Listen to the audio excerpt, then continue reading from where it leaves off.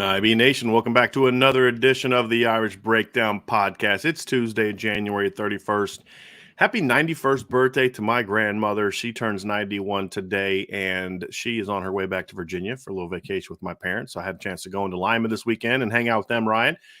You guys did a great job yesterday on the recruiting show, but we're back at it, and we're going to talk some Notre Dame football. But we're going to do a little special bonus edition here at the beginning, Ryan, and we're going to talk cornerback, right? So this is sort of our State of the Union, position by position, look at where things are now and moving forward with Notre Dame.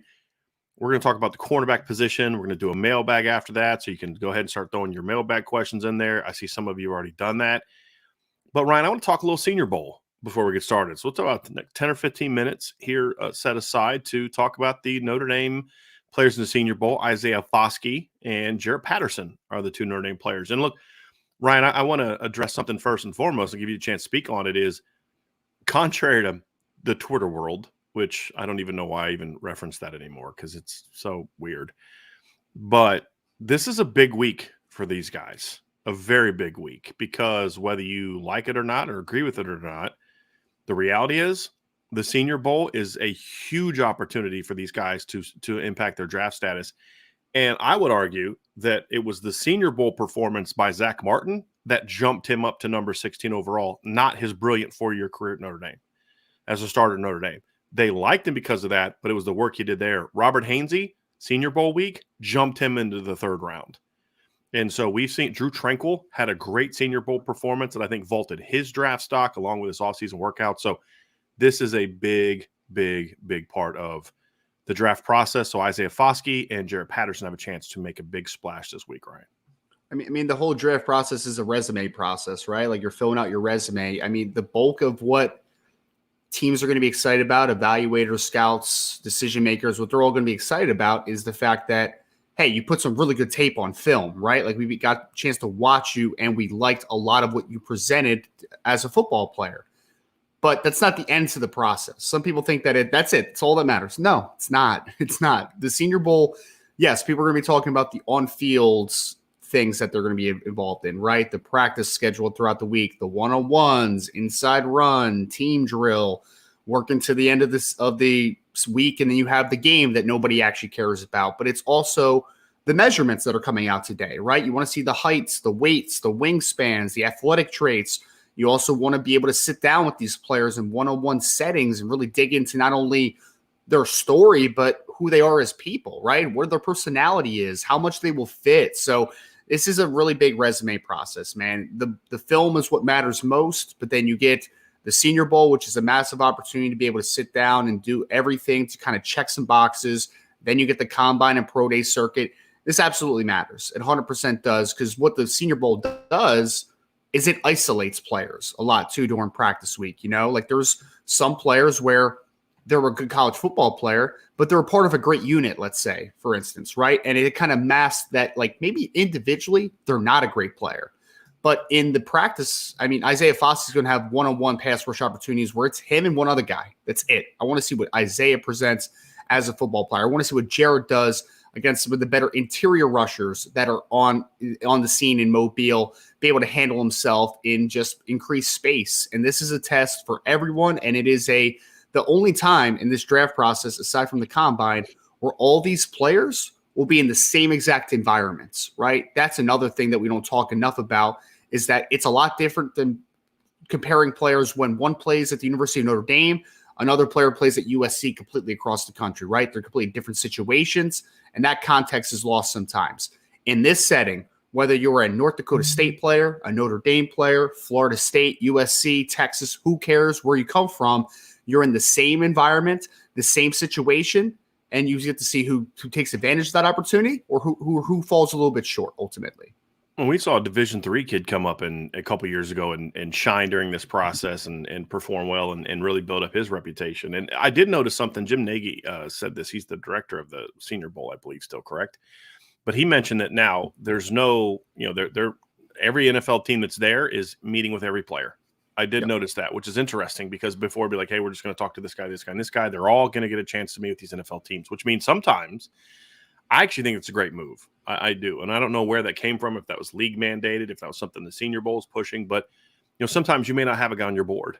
But then you sit down, you talk to him like, we got to look at this guy. This guy's got a little something. You know what I mean? So we need to be able to take a look at this guy. So I think it's certainly good for him. And it's, like, as we said, a great opportunity for those guys. The practice week, I think, is phenomenal. I love looking at that. We get some all 22 of some of that stuff and just watch these guys kind of battle, because it's not just, do you win reps, but like, what do you do when you lose a rep? Exactly. How do you dog it? Do you get mad? Do you come back? Do you get pissed? Do you want to come back? Do you want to get right back at it and get that rep? I mean, those are things that as a scout, you're looking at. You're just not, oh, that guy won 3 reps. It's like, okay, how did he win and all that? But what did he do the couple times he lost a rep? That's great. And I love that. It's a great point, Brian, because a couple years ago, Spencer Brown from Northern Iowa was there during the COVID impacted season. So he didn't have a season, still went into the draft. And the first day, you could see the rust, right? Like, he just wasn't there. And he lost almost every single pass rush rep that day. But then come back day 2, day 3, and he was a completely different football player. So, I mean, you're right. You want to see the resolve of these players. You want to see that ability to pick themselves up a little bit, to kind of work through the rough stretches during practices, because that also matters, right? That's where you're isolating not just the football player, but also the competitor in them, right? Like, are they going to sulk? Are they going to just kind of feel bad for themselves? Are they going to get up, and are they going to improve throughout the majority of the week? Because that's what scouts really want to see. Not a lot of scouts care most about what they see the first day. They don't. They care about what they say day 2, day 3, because that shows maturation during the week. And to get things kicked off, man, outside of just the measurements, which is always fun, Isaiah Foskey was one of the chosen speakers today on the poll, along with Max Duggan from TCU. So Isaiah was one of the guys that Jim Nagy chose to spotlight, got to sit down and, present himself in front of everybody, all the media that were on hand. So, I think that Isaiah has a chance to rise. So does Jared. And I think it's going to be an excellent week for Notre Dame players. I really do. I think we'll get into the measurements here in a minute, Ryan, but that's something to me right there that is going to be good for Isaiah during this process. The more NFL teams get to know him, the better they're going to feel about him. There's going to be no questions about his work ethic. There's going to be no questions about his character. There's going to be no questions about his intelligence. All that stuff's going to get answered, because his numbers were great this year, but he wasn't, and he was good this year, but he wasn't quite as dominant as he was a year ago, in my opinion. But he wasn't bad, and so I think that season kind of hurt him in some areas. But I think the fact that the production was still there, even though he didn't play great all the time, or at least he wasn't as consistent as he was last year. Sure. There's a couple games where he was brilliant, but then there was a couple games he just disappeared. We never saw that from him last year in 2021. He was just kind of good every week. But the other things are going to check off. There's going to be a lot of those boxes, that the off the field boxes that are going to get checked this week for Isaiah Foskey. I think that's going to be very important. Very, very important. And I'm curious to kind of see what people say about Jarrett Patterson, because I don't know Jarrett Patterson as well. And we don't hear him talk as much, and he's a kind of a traditional offensive lineman. Jarrett's got no problem talking, and he'll get in front of me. We just don't hear about him a ton. So I'm very curious to see how he arrives. Because, look, this has been a great process for Notre Dame offensive linemen. I mean, Quentin Nelson shined at the Senior Bowl. Zach Martin shined at the Senior Bowl. I mentioned Robert Hainsey shined at the Senior Bowl. Another guy that had a good Senior Bowl week, struggled in the game, but had a good Senior Bowl week, which shows, again, why these teams don't care as much about the game, was Ian Book.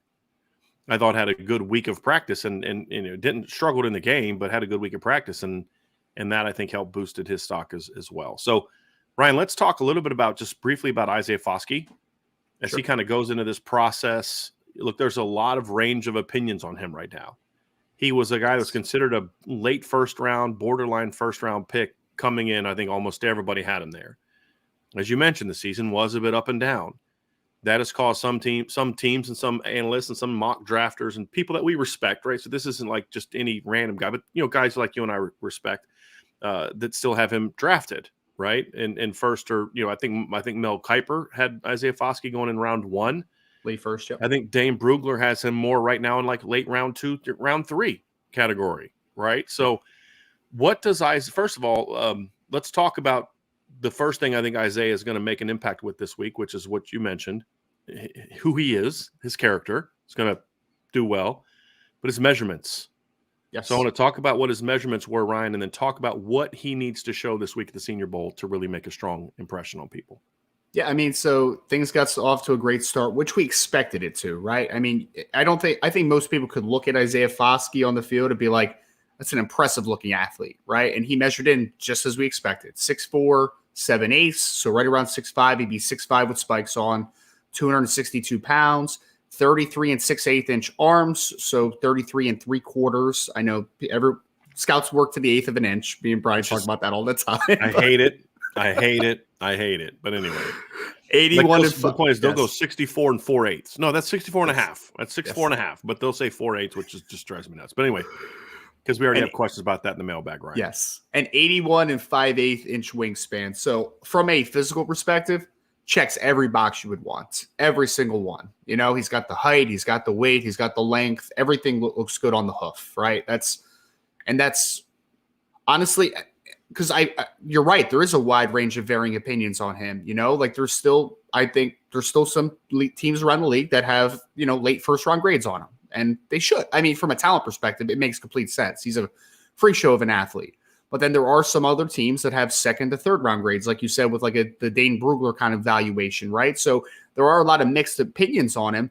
One thing that can't be mixed, though, is that you look at Isaiah Foskey, you're like, that's what an NFL defensive end looks like. That's the guy right there. That's how you draw it up in a lab. So he got to speak in front of the media, in front of everyone there. He got to show off his physique, obviously, in the weigh-ins opportunities. So, I mean, those things we expect Isaiah to do really well at. He showed out, and he's off to a good start, obviously. Let's talk about Jared. I think one thing I want to see from him, I think the one-on-ones are going to be huge for him this week. Yes. Because I could see him having a good first day, because of his first step and his length. My thing for him, Ryan, is I want to see him have success throughout the week, because the one concern that we have on him based on what he did in Notre Dame was he basically had two moves, and they were very similar moves. There's just the pure speed rush, and then there was basically a bull rush. Long arm. Yeah, exactly. And so he did not – I think one of the issues I think he had early in the season, Ryan, is he was trying other moves and they weren't working. Right. And he hadn't mastered those yet. Has he been able to kind of add those to his repertoire during this during this Senior Bowl prep? That's something I want to see, because he's going to have to show he can do more. Because as you mentioned, even if he comes, let's just say he does have success day one as a pass rusher, he's using his quickness, he's using his length and power to have success. These offensive tackles in day 2 and day 3, you're going to say, okay, that's the move. You're going to have to beat me something else now. Sure. And can he do that? I think if he can do that, I could see him having a huge, huge jump. I mean, honestly, if he has a great process, I wouldn't be surprised if a team drafts him in the middle of the first round, just because he has so many traits to work with. Like, I would not be shocked one little bit. And the good thing, to your point, Brian, because you're 100% correct, he doesn't have nuance as a pass rusher right now. He doesn't. He's got two moves, and they're both power predicated moves. There's no nuance to it, right? There's no changeup. I think of it, a good pass rusher is almost like a really good pitcher, right? Like, the more great pitches you have in your arsenal, the tougher you are to hit. And that's the same thing with a pass rusher. The more moves you have that you can go to, the more impossible you are to stop. So that's going to be big time. One cool note is that he has been working so far this offseason with Brandon Jordan, who's one of the best pass rush specialists in the business. He's working with Will Anderson as well from Alabama this cycle as well.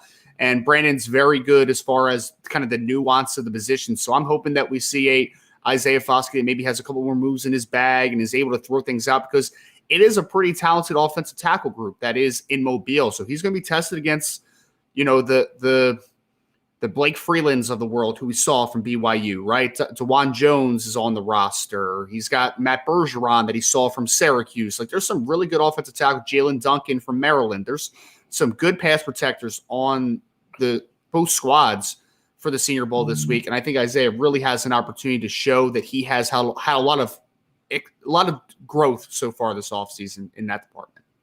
Yeah, it's a great opportunity for Isaiah. And again, he's the guy that I'm most curious to see, because there is such that range of what he can prove this week. Let's talk about a little bit about Jaret Patterson. You and I got word from some of your sources this summer that Jaret Patterson had pretty short arms, or at least was going to measure 30 short arms. And we saw that obviously today. He had, just go ahead and first begin, Ryan, just give the measurements that he had today. Yep. Jared weighed in at 6'4 and 7/8, so he's 6'5", right around 304 pounds, 10-inch hands, 31 and 5/8 inch arms, so a hair over 31 and a half, and 77 and 5/8 inch wingspan. So not really the ideal length, but not a huge problem for an interior guy, I don't think. And it's something that's the more important thing is it's never really been an issue on film for him, Brian, in his career. But at the same time, as you mentioned, he's going to be going up against a different group of dudes this week. And you're going to be going up against guys that are going to be drafted players snap after snap. So, it's interesting. His draft stock has also fallen this past year. I think part of it is the injury. He just was never able to kind of fully be himself this season. We didn't see Jarrett at his best for most of the season, physically at his best most of the season. Should be healthier now. I think number one for me, and this has nothing to do with the NFL, for me, Jarrett Patterson's stock went up in my head just because he played in the bowl game. And he had every reason not to play in the bowl game, and he still played in the bowl game. Sure. And I thought played well in the bowl game. But this is a chance for him to kind of, I think, make some noise, because I feel like to a degree with Jarrett Patterson, two things have really hurt him. Number one is he's just never taken that next jump as a player. He's just been pretty darn good his whole career. There was never that third-year jump or fourth-year jump that we've seen from other guys. Like Liam Eichenberg was a solid player his first couple years as a starter. And then that last year, it's like, whoo, boy, this guy really exploded onto the scene. Jarrett Patterson, to me, was much more just he was always kind of pretty good, and never became a dominant player. And I think the injury history obviously is part of that as well. Is going to be the other thing is just never took that leap. And I think the injury history is part of what I feel is some guys that play as much as he's played, you can kind of start to overanalyze their game. Yes. And pick at things that maybe you don't see as much in a guy that's really been like a one-year wonder type of guy. And so that's why I've always said, be careful of one-year wonders at quarterback. I've always said that. There's a long list of one-year wonders at quarterback that didn't make it in the National Football League, right? Because teams figure out your weaknesses a lot faster than college teams can, So this is going to be a week for him, Ryan, where if he can kind of come out and have a really strong week, he's the guy that I could see his stock raise a lot like Robert Hainsey's stock raised as well. I'm not saying he's going to have a Zach Martin type of jump. I don't think he's that kind of player. He was never as good as Zach Martin was. But I do think potentially, Ryan, he could definitely vault himself back securely into that round two, because I do think he did show positional flexibility this year. I think he can be a starting guard or center at the next level, in my opinion, which should help him in this draft process. I mean, it gives him a great baseline. The more that you can do, the better off you are. The fact that he showed that he can now play guard on top of being a 3-year starter at center, I mean, that's tremendous for him, right? So it gives you a really nice baseline. The thing about Jared that has always been a little maddening is I think that he has really good tools. And I think people underestimate that just kind of for this, what you just said, right? He's kind of been steady Eddie throughout most of his career, just a good football player. Maybe never hit elite status, obviously, during his career. But I think people get this preconceived notion that he's not an incredibly talented player. He's just a good football player.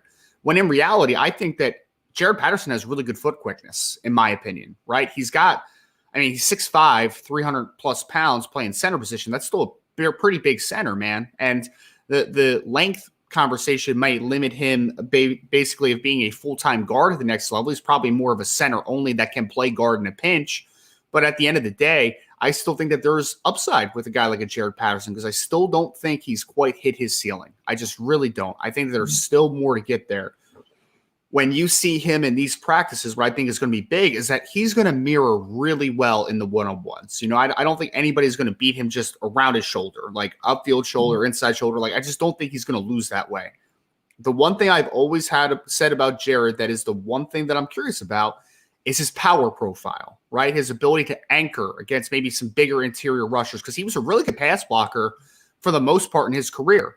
But when you play center or guard, you're helping a lot, right? There's not really a ton of one-on-one opportunities usually. In this setting, he's going to have an opportunity to go one-on-one against some of the better defensive tackles in this class.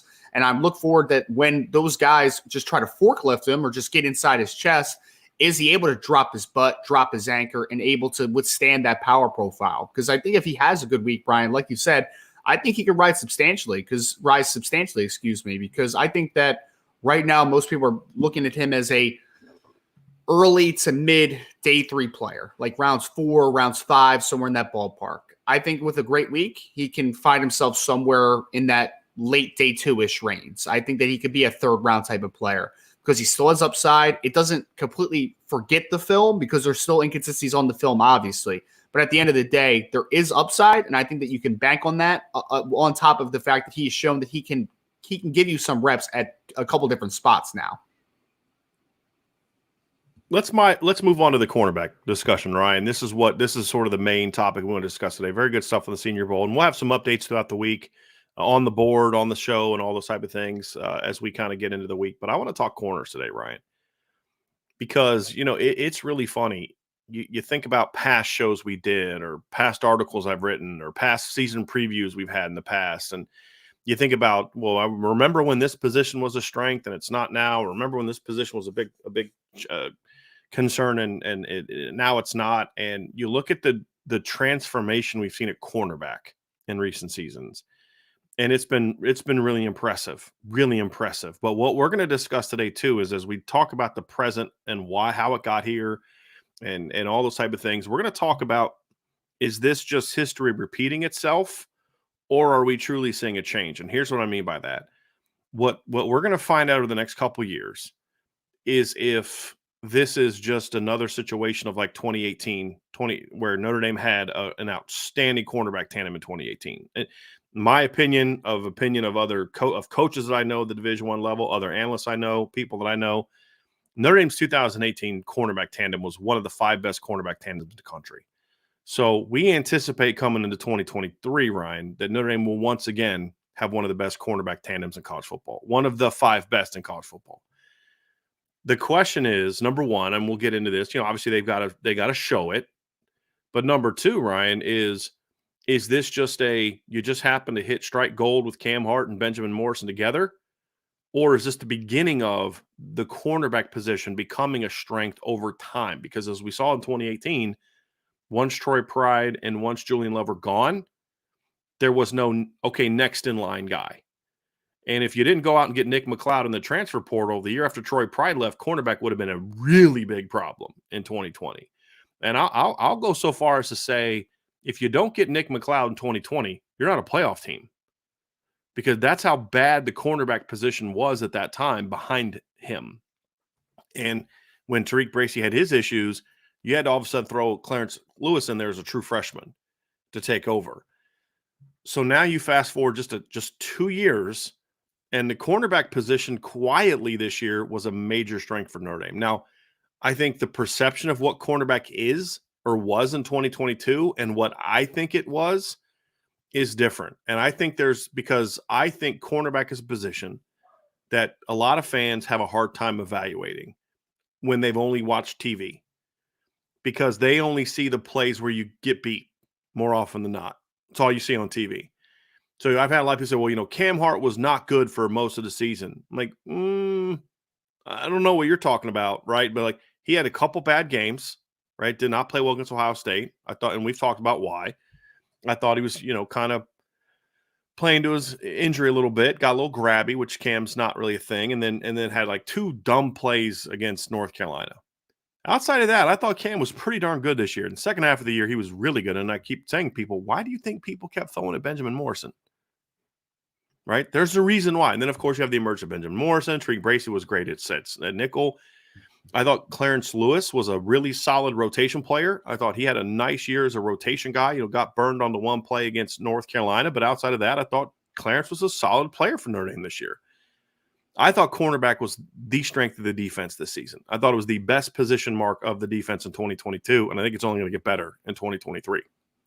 So we're going to talk about that. But again, is it just, okay, let's enjoy this couple years because it's not going to be this way moving forward? Or has Notre Dame positioned itself in all the areas needed to become that unit, Ryan? I think that's the fascinating thing that we're not going to really get an answer to this year. Potentially may not get an answer to this year because of the presence of the 2 veterans. Yeah, well, I guess I'm calling Benjamin Morrison a veteran. The 2 returners, starting returners is what I should say. The two potential All-Americans. We'll phrase them like that. That works. But I mean, yeah, Brian. I mean, it's probably more a 2024 conversation, I guess, right? I mean, it's because it's like Benjamin Morrison will be back, right? But like, what's the other corner now look like? What's the depth at that point? But and I think you do see that from time to time. This isn't even only a Notre Dame thing. You see these one star align type of things, right? Like you see it with teams all the time. It's like, is that sustainable? Maybe not. But that 1 year, all the stars aligns. That's kind of what I feel. I kind of felt that way with TCU last year, to be honest. Like, I felt like everything just aligned perfectly for that 1 year, right? And is that what's happening with two very good NFL talents at cornerback for Notre Dame last year and then working into this year? It's to wait to be seen. I like to think that with how Mike Mickens has developed the cornerback position and with how he's recruited now the last 2 years, that's something where I look at and say, it's probably not a flash in the pan. But to your point, until you see it, it's still a question mark you have to talk about. I think that's where it begins right there, right? Yeah. Where did this all come from? What happened? How did Notre Dame get here? And I think a part of it is some of it's a little bit of good fortune. You know, Chip Long going out and getting a guy like Cam Hart, convincing him to be a receiver. And then obviously he quickly transitioned to the other side of the ball. That proved beneficial for the secondary. And then Mike Mickens going out and landing Benjamin Morrison and getting Jaden Mickey and the other guys. And I think that right there is the big thing is Mike Mickens. It was kind of funny. You and I had these debates with people and on the board last year. And there was this growing sentiment. Like, look, I have no issue hammering coaches, right? Like Al Washington's the new whipping boy for Notre Dame fans. Well, you know what? Kind of rightfully so, right? Like it's based on the job he's doing. But then there's times where that whipping boy becomes a coach, and I'm like, I don't see that, right? And I think last year Mike Mickens was like, this is a big year for Mike Mickens. He's got to go prove himself, and I'm like, prove himself? Like, what are you watching, right? Like this guy's done a pretty darn good job the last 2 years when you consider what he's been working with in a lot of instances. Then you consider what the room looked like when he was hired. Right. And then the other thing that I think hurt Mike Mickens is he was Brian Kelly's whipping boy in 2021. I don't know what it was, but every time a corner got beat, and it wasn't often because the defense was pretty good in 2021, you'd see Brian Kelly just in Mike Mickens' face going off on him. I don't understand why. No clue why. But I thought he did a pretty darn good job his first 2 years. And then this year with number one, you had guys that kind of got a full offseason with him. You know, Cam Hart got another full offseason with him. He goes out and he gets some of his recruits are now kind of populating the depth chart more. And we saw I don't think Mike Mickens did a better job this year than he has in the past couple of years. I think he had better players. I think he's always done a really good job as cornerbacks coach. I just think it became more apparent and obvious when he had better players because cornerback is a position, Ryan, where I don't care how good of a coach you are. I don't care how good of a schemer you are. Cornerback defense much more so than offense is at the end of the day, to really be great, you've just got to have talent. I can scheme my way into success offensively, and you see it in the NFL now. You see a lot of 4-6 receivers in the NFL that are really good. There's not a lot of 4-6 corners in the NFL that are really good, right? Because at the end of the day, a corner, you just got to have the tools. But then do you have a coach that can refine those tools and really turn guys into something special? And I think that's what we've seen from Mike Mickens is this guy is a flat out outstanding football coach. And as we have seen, also a pretty darn good recruiter and a guy that can go out and find those guys that maybe don't get the recruiting services all fired up because Benjamin Morrison wasn't on the 7-on-7 circuit. He wasn't going to all these camps, all this other kind of stuff. So he flies under the radar of the recruiting services. But he didn't fly under the radar of Mike Mickens. He didn't fly under the radar of Nick Saban. He didn't fly under the radar of Jimmy Lake. And Michigan wanted him pretty bad too, right? And they've had a pretty darn good defense in secondary the last couple of years. So to go out and get him go out to the West Coast, get Jaden Mickey. You look at what he's done in the 2023 class with Christian Gray, beating Ohio State and LSU. What's the debate now about DBU? Who's in the debate now? It's Ohio State and LSU are pretty much who people debate now. Yes. Well, that's who you beat to get Christian Gray. And you had to come from behind to do it. We were talking, it was about March of last year. We were like, yeah, it's not going great with Christian Gray. And Mike Mickens just stayed the course. Just stayed the course. Didn't panic. Didn't start doing panic recruiting pitches. Just stayed the course. Just kept reminding Christian Gray, yeah. You can do all that. But just remember, you're a Notre Dame kid. And we see where he went. Go out and finding a guy like Micah Bell. So I think Mike Mickens shows that this is what you need to win at Notre Dame. Yep. This is what Marcus Freeman needs to go out and find, is guys that can do two things at a high level. One, he can coach. Two, he can recruit. And I think the third thing is Mike Mickens has a coaching style that instills confidence, which is huge at this position. He's not a beat you down kind of coach. And I say one of the best jobs he's done, I would say this, the best job he did as a coach the last 3 years was not Benjamin Morrison, Cam Hart, Nick McLeod. It's Tariq Bracy. Tariq Bracy lost his confidence in 2020 to the point where you couldn't even put him on the field anymore. And then you fast forward 2 years later, and he's playing with incredible confidence and is one of the better, I'd say one of the 10 to 15 best slot defenders in the country this year. Would you say that's accurate? Yep. And I think those are the kind of things that really separate the good coaches from the great ones, is not only can you teach their technique and their talent, but can you teach this up here? Can you teach this right here? Can you get the most out of your players in that regard? I think Mike Mickens showed he can do that. And it shows that right now, Notre Dame flat out has one of the best corner coaches in the country as a coach and as a recruiter. And I think that's where there's confidence, in my opinion, Ryan, just for me, there's great confidence that this is not just going to be a 1 or 2 year flash in the pan and then fall back down to earth thing. I think this is, as long as they can keep them, this is the beginning of Notre Dame becoming one of the best cornerback producers in college football. Well, I think we really need to appreciate how the room has been built over the last couple of years now, because before, I mean, guys like Julian Love has turned himself into a really good NFL player, but like from a physical standpoint, for instance, he's not a great talent, right? Clarence Lewis is not a guy that I would call a great athlete. Like, he's a good athlete, right? But when you're talking now about having Cam Hart, who next year this time is going to be probably at the Senior Bowl because he had a Senior Bowl invite this year. He's going to be 6'2", 200 pounds, running in the 4.4s in the 40-yard dash, most likely at the Combine or the Pro Day.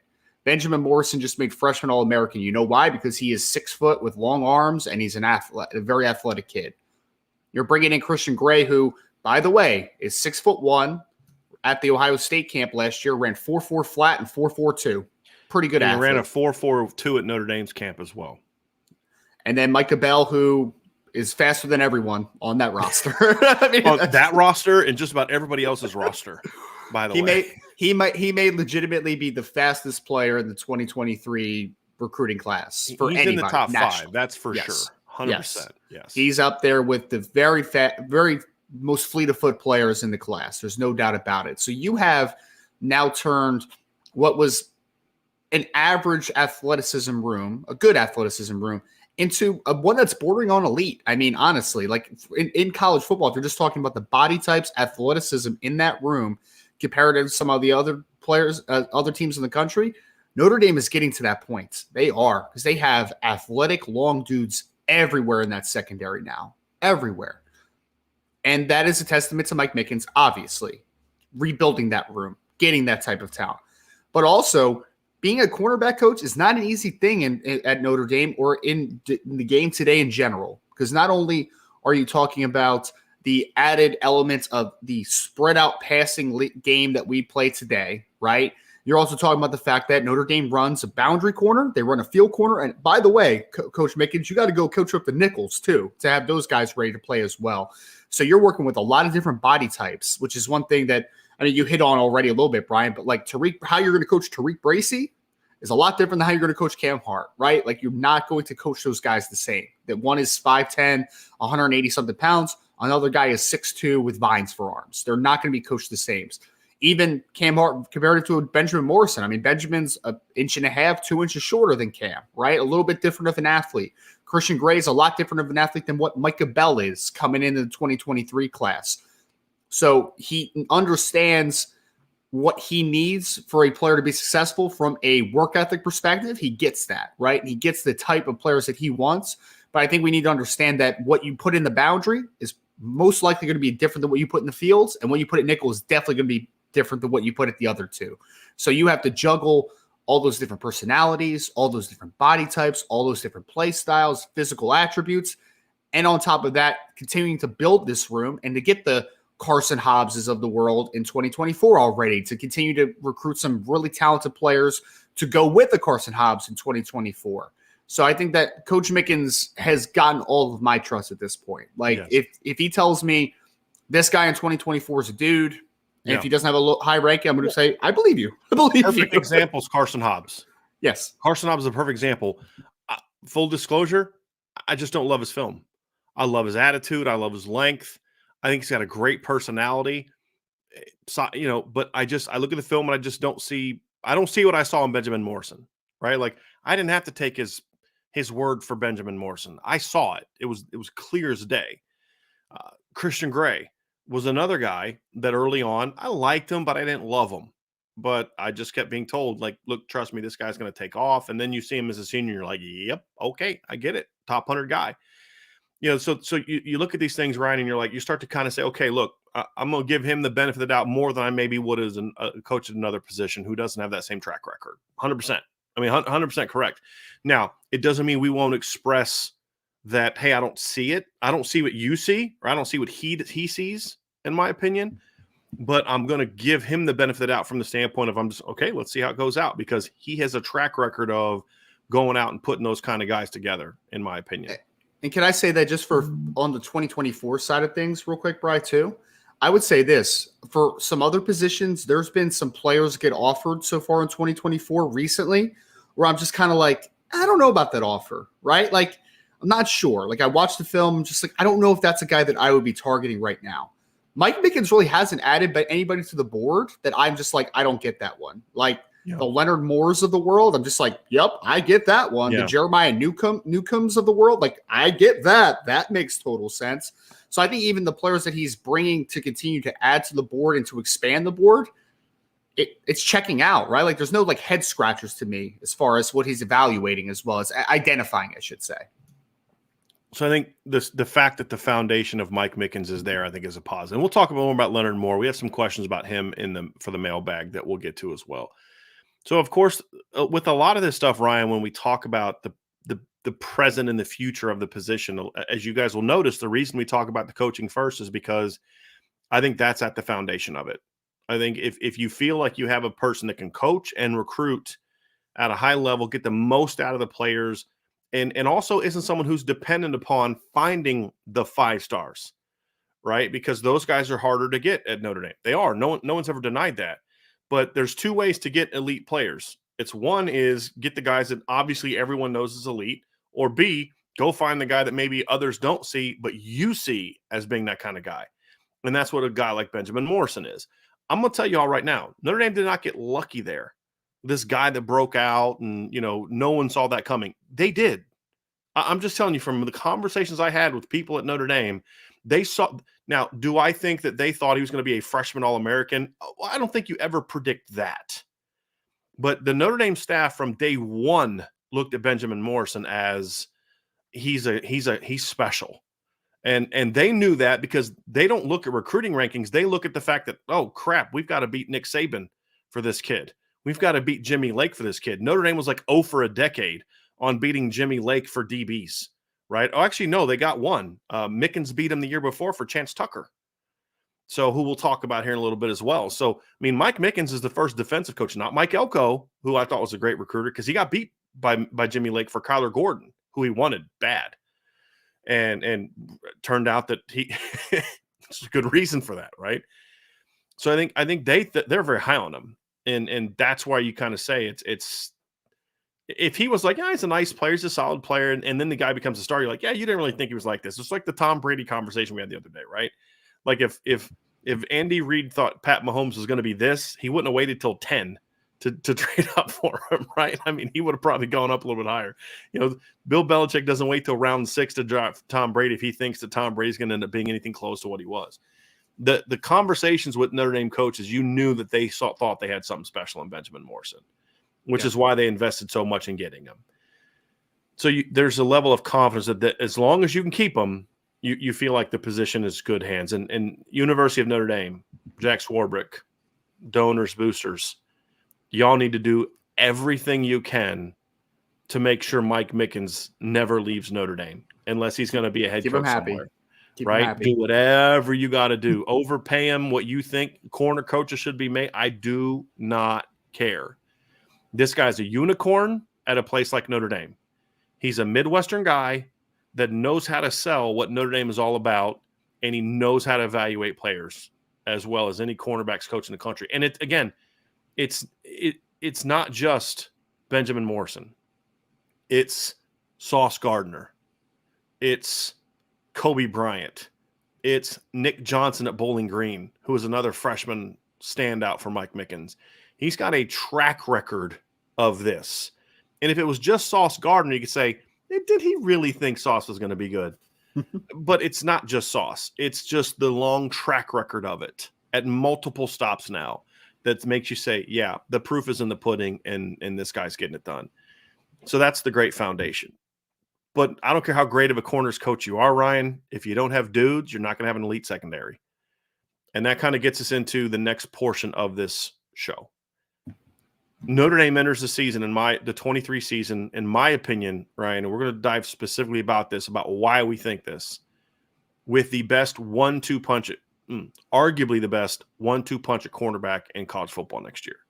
I firmly believe that this duo is going to be in the conversation for the best 1-2 punch in college football. And I went back and watched the Clemson game the other day just because I wanted to see, I was just kind of want to watch that again. And I was focused on the corners. And the reality is that Clemson took their shots. And, people talk about the 2 picks Benjamin Morrison had, but they went at him the entire first half. And he was running routes for the receivers. I think almost every time they threw a ball in his direction, maybe once, he was not in the best position to make the catch on that football. So it wasn't 2 fluky plays, Ryan. Cam Hart just dominated the screen game against Clemson. I mean, dominated the screen game. You look at what he did to Zay Flowers before he got knocked out of that game. You have 2 outstanding football players. Consistency is going to be a key for both of them. Right? Because I still think Cam is still a young corner, but that needs to go away next year. Benjamin had his moments as a freshman, right? First half against Syracuse, they went after him and he got beat, bounced back and had a really good second half, but he had his moments this year. But you've got a duo that has an opportunity to be an elite group, and not an elite group because they're smart and because they're heady, like a Julian Love. They're elite because they're those things, but they're also elite athletes. I think that's what separates. Troy Pride was an elite athlete. Julian Love was not. Julian Love was an elite football player, is not an elite athlete. These guys have chances to be elite football players in large part because they're elite athletes. Benjamin Morrison's an elite athlete. Cam Hart, pound for pound, 6'2 plus, 200 pounds plus, going to run probably a low 4.4 at the pro day when his time comes. Ryan, you're talking about big-time athletes as well, and I think that's the separator for me that I say gives them a chance to really be good because you have big-time talent, not just intelligence and all that, which I think Benjamin Morrison certainly has, and Cam Hart's learning. But these guys are special talents, Ryan. Well, and I think that the first thing that happens, and usually in a football game, Brian, is that you size up your opponents, right? You size them up. And at the end of the day, there was a lot of teams last year that looked at Cam Hart and were like, why would I throw at that kid? Like, am I stupid? Why am I throwing over there? It doesn't make any sense. I'm not throwing at the 6'2 guy that has 32+ inch arms. That's dumb, right? But now you're looking at the other side of the field. And I feel like in Notre Dame's past, even if you had one guy like that, you might not have another, right? But in this instance, I know that Benjamin was a little light as a freshman, which most freshmen are, right? 179 pounds, give or take a couple pounds there, right? I mean, he'll be probably in the mid 180s this year, maybe or high 180s. But now you look over at him and you're like, well, I can't throw at that kid either. He just had 6 interceptions last year. Am I stupid? Am I dumb? Like I'm going to college. I can't be this stupid where I think that I could throw at either one of these guys. And it's choices that you make when you size players up. And but the end all be all to it. And you mentioned Syracuse. So that's a great example, right? Syracuse, they said, I'm going to go after that freshman. I'm going to go after him. Had a couple struggles early. He came back. And then I remember the second half. Do you remember the one ball they threw at Cam Hart in that game? It was almost intercepted. It was almost pick six, man. It's just like, at Yes. the end of the day, you have to make a choice, right? And I don't think there's any good choice right now with the Notre Dame corners. It's like, yeah, you're going to win some, you're going to lose some, sure. But at the end of the day, you have two guys that look like they should be playing NFL football starting at corner for you. So I think that's the best thing for a defense, honestly, is good players eliminate possibilities offensively for teams. And you look at Benjamin Morrison, you look at Cam Hart, and you start thinking in your minds, there needs to be another player I need to go after, right? Like I need to isolate a linebacker. I need to take advantage of this nickel corner. I need to force the safety down in man coverage. So you're eliminating possibilities. And the fact of the matter is that eventually you're going to have to test one of those dudes. And you feel confident right now. I know I feel confident right now. I would assume that the coaching staff would feel very confident right now that whether you want to try a healthy Cam Hart or a Benjamin Morrison next year, it's not a great situation for you. Are you going to make a play occasionally? Sure. Are you going to make it consistently? I don't think so. It's the odds are not stacked in your favor. So no, it's such a big weapon for a defense to have two corners like that. That is like one of the hidden secrets, man. If you have two corners on the outside that can both play man-to-man and can both shut down the best receiver on the field or eliminate an area of the field, that gives defenses so many possibilities, man. If you want to blitz a lot, you can. If you want to mass coverages a little bit more, you can. If you want to take some chances, you can. That's what those types of corners do for you. And I think that those are the type of situations that they could provide in 2023, as long as they're both healthy and they're all both locked into doing what they do. I think the health part is the big one for me because that's the concern with Cam Hart is he has had some nagging things going on. I think that's going to be an issue for him, I think, next season like this time next season where he's getting ready for the draft is he's going to have some medical things he's going to have to clear, right? And people are going to have some questions about that. So that's certainly a part of it. But Ryan, when I look at this group, I look at this duo, I think that the thing for me is you're also doing it in a way that we didn't see from the last group. I thought Troy Pride was a pretty good man defender, but Troy wasn't necessarily great at playing the ball. And when I look at him, like he was great in coverage, but he wasn't great like making plays on the football. Benjamin Morrison's every bit as good as Troy Pride in coverage, if not better, and he can make plays on the football. He's just a more natural football player. But you're the other corner in that 2018 group, you couldn't really play a lot of man with Julian Love. You could play like some off man stuff, and when you'd roll and he could play the post a little bit, but you weren't going to come up and ask him to just dominate at the point of attack and get in press and do all that the way that you are with Benjamin Morrison and Cam Hart. And I think to me that's something that separates the two because in today's game, if you have the ability in today's college football to come up and play press man into the boundary with consistency and conviction and effectiveness, you have a chance to be a very good defense. And I think that the thing that I saw this year was you were able to kind of get away with some things a little bit schematically that only worked because of how good your corners were. And if you weren't as good a corner, then things became problematic. And I think a great example of that is the USC game because they could just avoid Benjamin Morrison the whole game. I mean, they just avoided him the whole game. And I think they threw at him once where it wasn't like in front of him, like on like a little hitched route or something like that. I think they threw at him once down the field and it went incomplete. Once they threw at him once and they went 0 for 1. USC had completely avoided him in that game. And, I think that's a great asset to have, Ryan. I think it's a tremendous asset to have as a football team. Now, if they can take it up to another level, then you start getting some really, really, really interesting options when it comes to the what you can do defensively, in my opinion. Well, I mean, because the one spot that corners are going to be forced into one-on-ones a lot is outside the numbers, right? Working down the field. When you feel comfortable with where you are at cornerback, like if there's honestly, there might be a game this year where the opponent's like, I'm not testing either one of these corners. Like, it's just not a good idea for my team, right?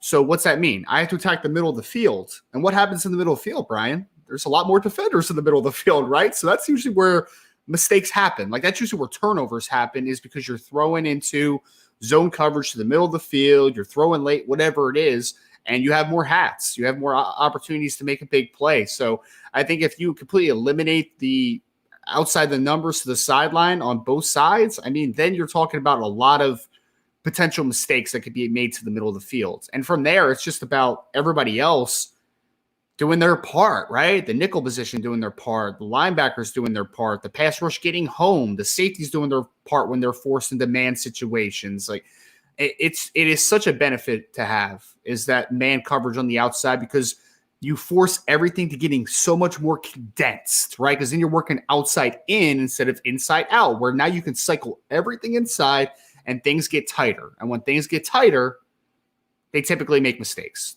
Teams typically make mistakes. And on both sides of the football, if there's one spot that you usually feel good about Notre Dame winning or losing a football game, it's usually in the middle of the field, right? It's usually in the trenches. That's usually the strength of the team for Notre Dame. So if you're outside of strength where now you can funnel everything inside, that's typically going to work to your advantage for the most part. Now, here's what I need to see from that duo in order to be what we think they can be.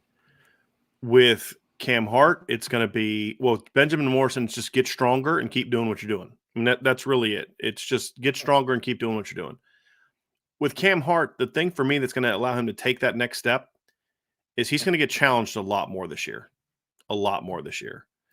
And little kind of nugget that we have dropped here before, for those who haven't heard it before, is we're told by somebody on very good authority that the presence of Benjamin Morrison is a big reason Cam came back, because he didn't want to go through another year where everybody avoided him. It's like, well, how am I going to get better? And if that's what's going on, the fact that he kind of is going in this year with saying teams can't avoid me this year. Well, okay, that's cool. Now go show us why that's a problem. Go show us why your team shouldn't be doing that. And I think, to me, that's something that I really need to see from Cam, because if you look at, like, last year, he gave up 240 yards passing last year, Ryan. Cam Hart did. And I'll give some context to that here in a little bit.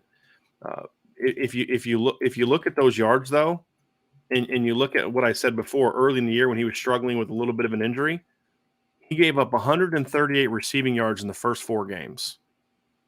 That means in the last 8, he gave up 102 in that stretch. And about a third of that came on a busted play against Navy, a triple option team, right? And so when you look at it, you're like, this guy was pretty good, but I need to see Cam make more plays in the football. That's my one knock on Cam, is he's got to learn to play the football better.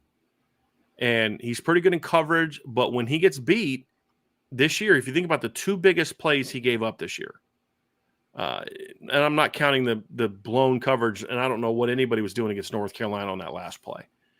I think of the touchdown that he gave up against Ohio State, and the long pass he gave up on the first play of the game against North Carolina. The pass against Ohio State, he took a bad angle of the football because he didn't play the ball very well. And you let that ball, you don't, the angle, everything, he just didn't play it well. And then the play against North Carolina, he was in good coverage. He just didn't play the ball very well.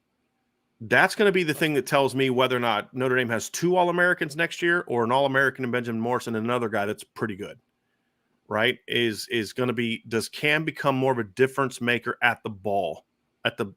That's going to be the thing for me, for Cam Hart. If he can do that, then he's going to have a chance to, it's going to be sort of a anything you can do, I can do better kind of battle between those 2 kids, which is a fun thing. That's meant to be like, oh, okay, Benjamin down there locking that dude down. Okay, I got something for you. You know what I mean? Like, watch what I do when they throw the ball at me.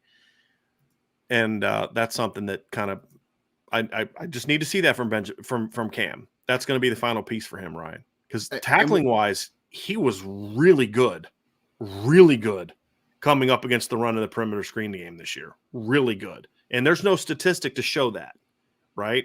As far as, but he was very good. if he can start making more plays in the football, Cam Hart's going to have a special final season at Notre Dame. That also assumes he stays healthy. Well, that was my biggest surprise when I first saw Cam at corner, was that Cam is a very willing participant in the run game, man. I was surprised, and he blows up screens. He really does those things well, and that's something that you don't usually expect from a wide receiver to cornerback transition, but Cam does it, and Cam does it really well. What's interesting, Brian, is that I do think that Cam has pretty good ball skills when he's coming forward, right? Like you think about 2 years ago against Wisconsin, where he basically ran 2 different routes for interceptions. Think about the Syracuse game this year where he had the pass breakup. Like I think when he clearly sees it, he does take pretty good angles and he's able to make those big plays. He's got a little bit of the Troy Pride thing for different reasons, right? Down the field, I think he struggles to kind of locate a little bit, which is. Let me interrupt you, Ryan, because you just told me he's part Julian Love and part Troy Pride. Yeah, a little bit, yeah. Right? Because where was Julian really good? When you can keep things in front of him, Julian was really good. Cover too heavy, right? Yeah. But and I actually thought Julian played the ball well down the field. He just couldn't often stay up from a speed standpoint against some of those guys. But he was pretty good in that regard. Troy, however, was great in coverage, but if you were willing to throw at him, he was going to have a harder time playing the ball, even when he had great coverage, and he often did have great coverage. So you're kind of telling me a little bit of that, the good of Julian Love, he's got some of the good of Julian Love, and he's got some of the good of Troy Pride, but he also has a bit of the one of the weaknesses that Troy had in college as well. But I do think that Cam Hart can get there and he can improve in that because of something that Troy didn't really have, right? Troy was, right around 6 foot, like a hair under 6 foot, and he, decent length, not great length, right? Cam Hart has great length. He's tall and he's a former wide receiver, right? So he has some sort of ball skills. When you put all those things together, you should be good at the catch point, right? You should be good working down the field and being able to locate the football. So you have to think, just based upon his background and the physical skills that he has, that he would be better at that in that regard. And that's what gives me hope. It really does, that Cam Hart's going to put it together and he's going to be better in that area this year because he does have that size. He does have that length, and he does have that wide receiver background where you say, when you mold all those things together, he should be a pretty dang good catch point corner, excuse me. So I think that he has all the attributes to do it. But at the end of the day, to your points, until we see it, you need to see it, right? You have to prove it. Proof is in the pudding. So I think that Cam can do it. It's just he hasn't done it consistently up until this point. But I think the traits are there. While at Troy Pride, for instance, he was never going to get taller, right? He was never going to get longer. He was what he was as an athlete. He was a really fast kid. Maybe wasn't the longest dude in the world, and he struggled to locate the football down the fields. I think Cam has the attributes necessary to be better in that regard. So I have high hopes for Cam Hart. I think just last part of this, Ryan, before we move on to some very other important aspects of this, I just want to give some people some comparisons between the corners in this group and the ones before. And again, keep in mind, they played in different defenses. The defenses that they had in 2018 under Clark Lee, Notre Dame was very much a bend but don't break type of defense, right? Keep things in front of you, don't get beat deep, so we'll give up some completions and things like that.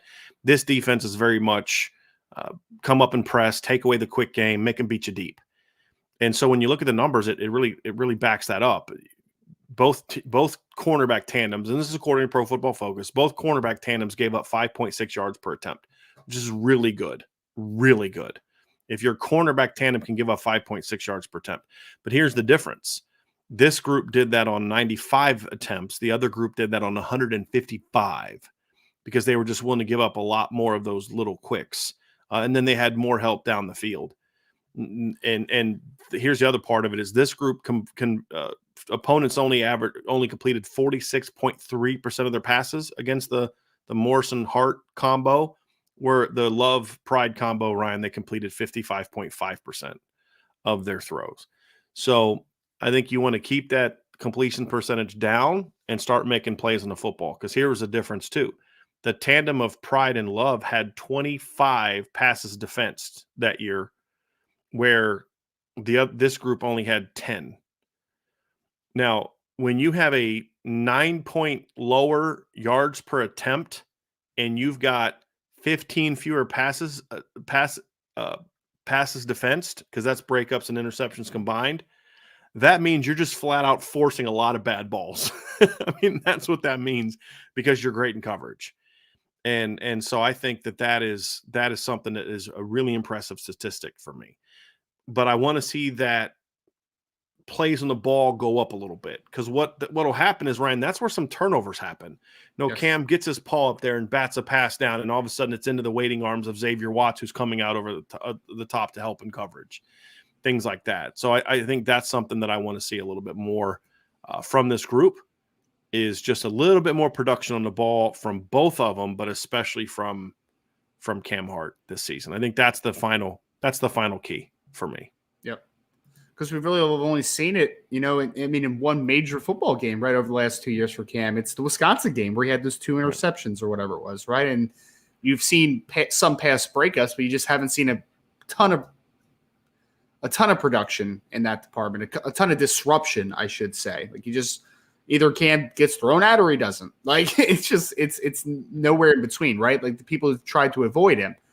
And I think that your note on, a source close to that situation is that Cam wants to be more disruptive, yes. right? He wants more opportunities. Yes. He wants the football to be near him.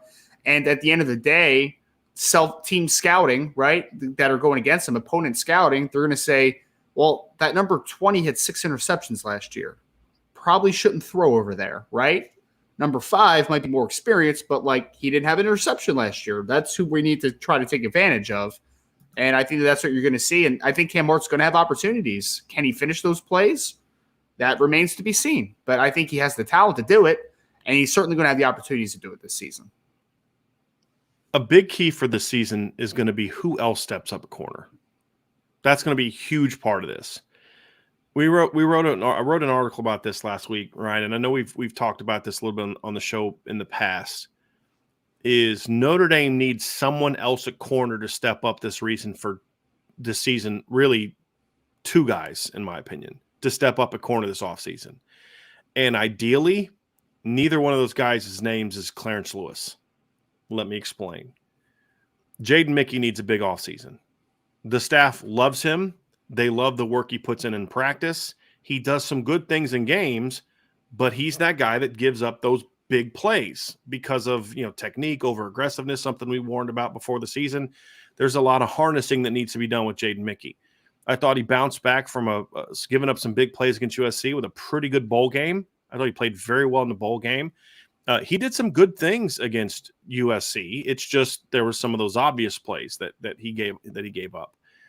So, Ryan, I think he needs to step up this offseason, and then another cornerback not named Clarence Lewis also needs to step up this offseason. I think that's a big, big key. That could be one of the biggest keys on this defense this year, Ryan, is can another cornerback step up instead of him? Because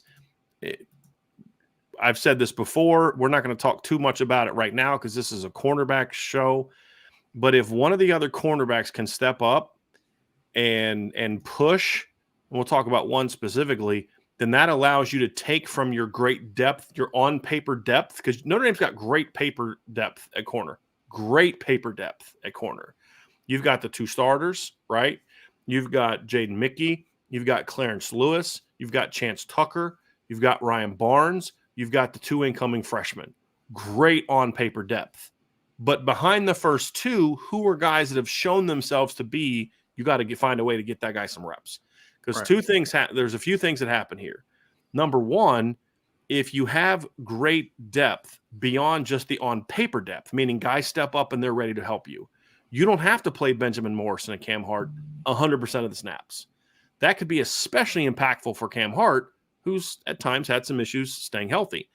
If you can get a third guy that can step up and rotate at both spots, that's fine. But ideally, you've got a boundary guy and a field guy that step up and give breathers to these guys. You also have better protection in case something happens and a guy gets hurt.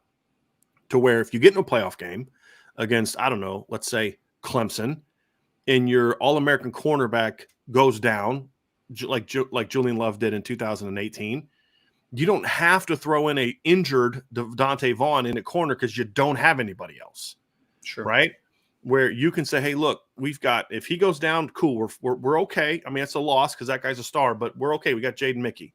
We've got Christian Gray. We've got Chance Tucker. We've got Micah Bell. We've got whoever, Ryan Barnes, whoever. We've got a guy that we can throw in there and say, we're good. We're going to be all right, though. We don't have to change what we're doing. That's a practical reason from it. But then the other part is, can you use this depth to then maybe help another position? I think that's where I'm looking at, is if you can have somebody not named Clarence Lewis step up a corner this offseason, now all of a sudden it gives you the freedom. And I know that this is at least being somewhat considered at Notre Dame. It's kind of like fingers crossed that somebody steps up, because I know people in Notre Dame that think if they had the ability to move Clarence Lewis, and the reason you can't do it now is because you can't move a guy that you know is a very good, valuable depth piece there, and you don't know who the replacement for him would be. But if someone emerges to where you can then have the freedom to move Clarence Lewis to safety, Ryan, I don't know if you agree with this. I don't know if we've talked about it on the show or not. I think Clarence Lewis has an NFL future as a safety. I look at what Julian Love does, and I'm like, is there really a big difference in athleticism between Clarence Lewis and Julian Love? No. And I've said this before. If Clarence Lewis was playing cornerback for Clark Lee, he'd be a much better perceived player, in my opinion, because he's not a come up and press corner.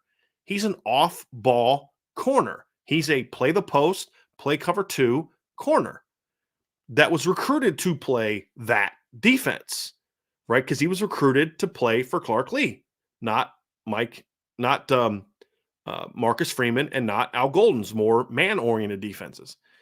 And so we saw that with Julian Love. You get to the NFL where they play a lot more man, a lot more coverage on the outside, and he can't do it.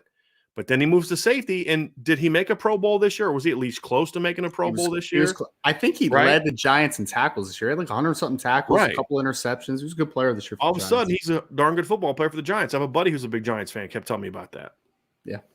And so, to me, I see a lot of Clarence Lewis there, because I think Clarence Lewis is actually a pretty good athlete. He's just not fast, and he's not super fluid, meaning flip your hips and run. That's when Clarence gets in trouble. The minute Clarence Lewis has to flip his hips is when he gets in trouble.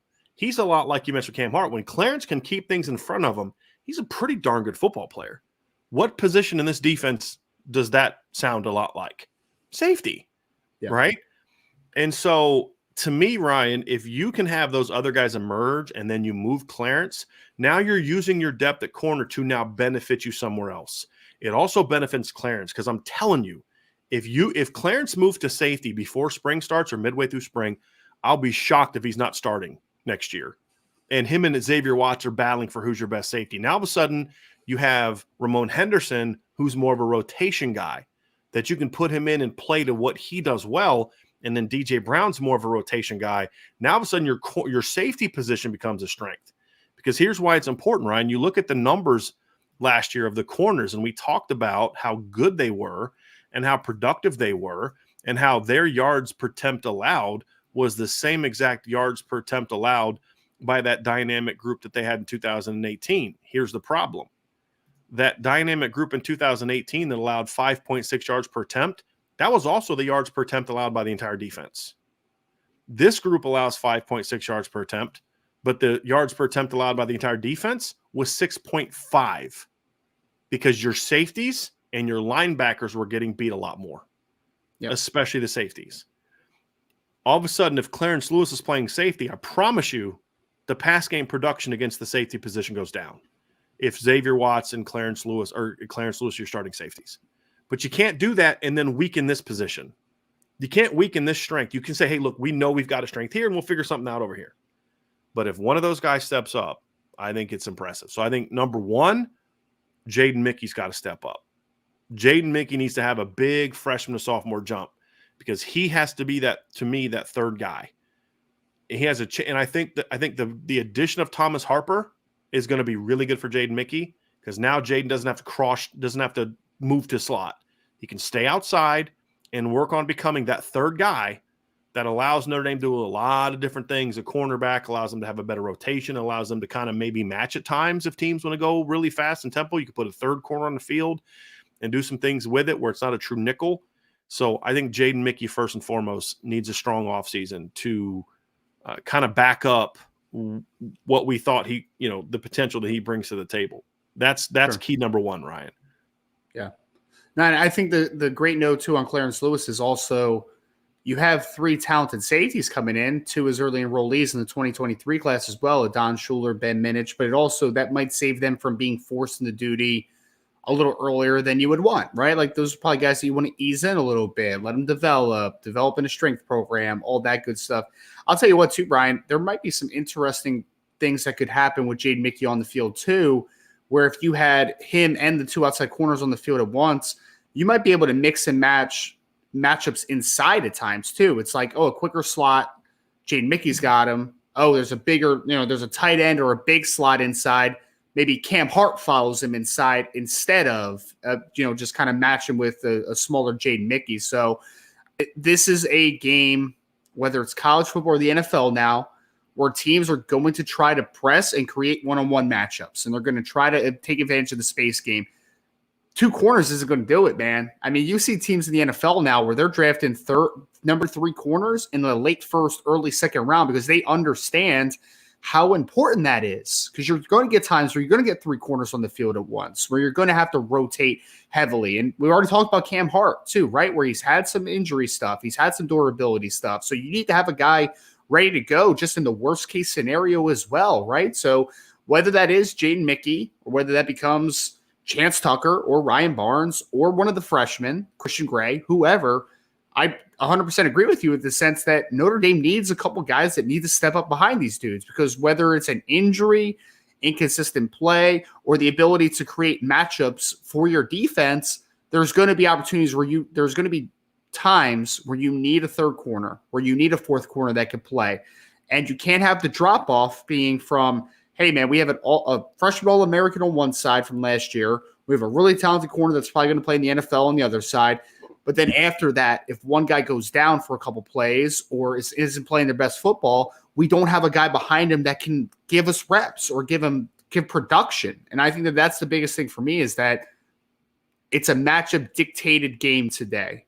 And the ability to dictate it defensively with as many great cover men as possible, I think is a massive advantage that we don't talk enough about just in theory, because the ability to play man-to-man on the back end gives your defense so many more possibilities. There's so much more that you can do and have the ability to do, and it all starts with having multiple cover guys that can do their job, because there's going to be a lot of man principles in this defense, to your point, and there's going to be times where you're going to need that 3rd corner to be on the field that isn't a true nickel, that has to be able to match up with some of those wide receivers, whether he's pressed outside or maybe taken inside in certain situations.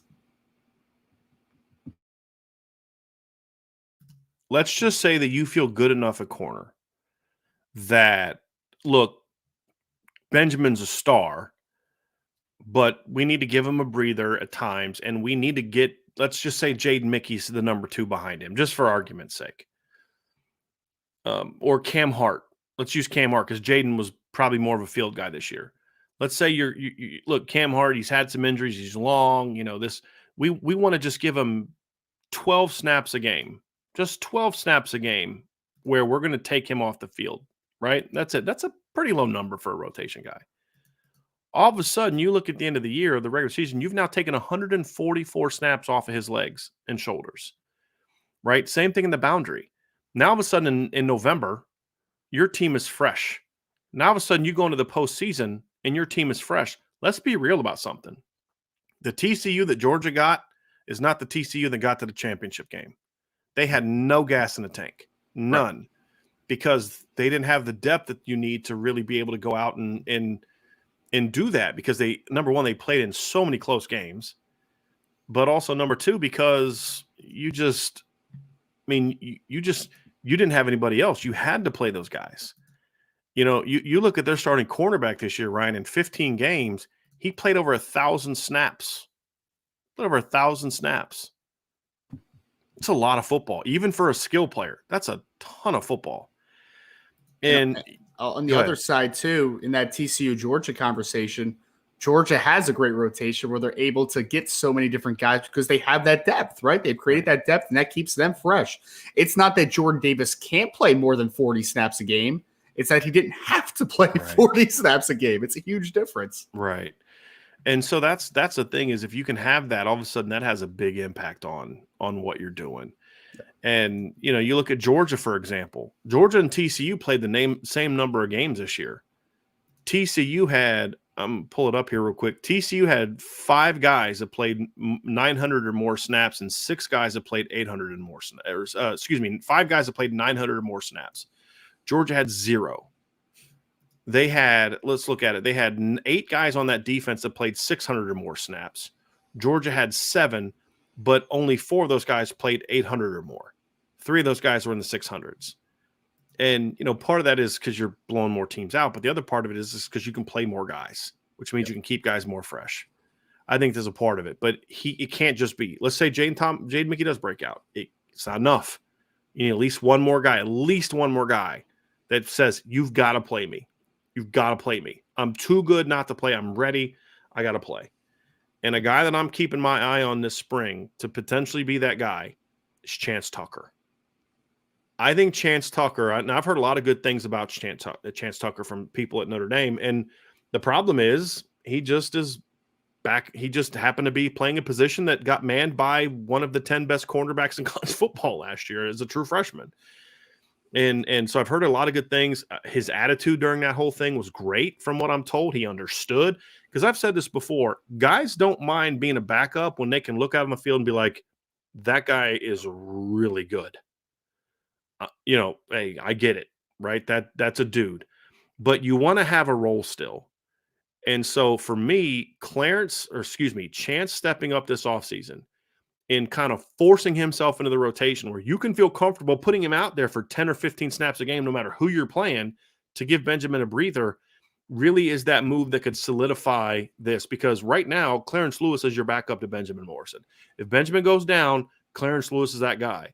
You can't afford to move Clarence Lewis to safety, lose all those corner reps, and then all of a sudden Benjamin Morrison gets hurt in the opener against Navy. And then what do you do? Well, having our guy that was the next best guy at that position is now playing safety. You're going to have to move him back. So this is why I say this is why you can't just move Clarence Lewis without having somebody else step up. You just can't. I understand that on paper it makes sense. So just move Clarence Lewis. It's all good. Somebody will step up. That may work in like your fantasy league, but in reality, you need someone to say, this is why we're okay moving Clarence. Because Clarence is incredibly valuable to the cornerback depth chart right now. If Chance Tucker steps up, Ryan, and he's long, he's got great feet, he's a fluid athlete. I'm told that he's a lot faster than maybe people think. He can run pretty well. If he can have a big offseason now that he heads into his 3rd year on the program, he could be the guy more than anybody else that says, okay, we can move Clarence. Chance had a great spring. We feel good that if something happens to Benjamin, Chance can step in and be that guy. I think he could be, if he can be that, Ryan, and he was a guy that I didn't have ranked super high coming out because it didn't play his senior year at COVID, and there's just some, I couldn't really see his speed, but here's what he had. Really good length, great ball skills, and really nimble feet. Now, I've been told by people that would know that he's a lot faster than I had given him credit for in my evaluations. But even when I had him ranked low, Ryan, I said this multiple times before you joined us. I said, I just have a feeling that when it's all said and done, Chance Tucker is going to make me look really stupid for my evaluation of him because of how low I had him. I hope that this is the offseason that happens. I hope this is the offseason that Chance makes me look stupid because he has the skills to me to be that really good number 2 boundary corner that can give you some reps, some good reps, and step in and hold his own if your star goes down.